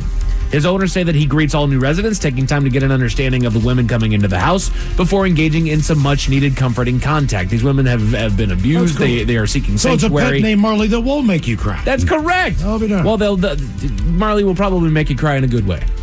Yeah. But also, he left this off the resume, also a sniper in World War II. They say he roams the house, joining in on activities and meals, and he even has a patch in the garden that he protects with his life, apparently. You don't touch Marley's... That's the nice way of saying he will rip your eyeballs out if you mess with this art. I want to love ya. Love Anthony tonight. Men's Room Sports, your Seattle Mariners dropped Game 2 against the Yankees in extra innings last night, sealing their loss in their series before their game this afternoon to wrap it up. That ended with a 3-2 victory for the Mariners to not get completely destroyed by New York. All right, at least they got they got one. New York's still chuckling about last night. They really are. They're getting on the road down to Arlington for a series against the Rangers to take us through the weekend starting tomorrow. Good luck, boys. A long-fought battle with your Seattle Sounders took place last night as well as they hosted San Jose, coming to a final score of 2-2. Their next game will be next Saturday as they go into Houston. That's a killer to give up that second goal so late. 89th minute. Yeah, come on. As you put it, Ted, it was a bad night in Soto. It was. A bad night in Soto. Sports on the night, you got some college football over on ESPN and ESPN2. The Storm are in Phoenix tonight. That game over at Fox 13 Plus starting at 7. And, of course, Thursday night football is on as we speak over on Amazon as the New England Patriots go to New York to take on Aaron Rodgers and the Jets. As far as your weather, enjoy the clouds tonight. They're sticking around until tomorrow morning where we will get a partial clearing with temperatures bumping up to right around 65. And that is it for your headlines. With that, Mike Hawk is out. Thank you, sir. We'll see you next time for the weekend. The return of Ted versus the FCC, a Bad Choice Friday as well. And the lovely Jolene is up next. Yes, indeed. It's all true. But in the meantime, well, we be all about this bitch. So until next time, please do what you do best. And for Aletha's sake, stay beautiful. The Men's Room has been taped before a live studio audience. Wardrobe and makeup provided by Mantastic Limited. This has been a presentation of the Men's Room Radio Network. Oh, man! A Double Flush production. What's up? It's your boy, the Ted Smith from the Men's Room. And did you know I have a podcast? Well, I do.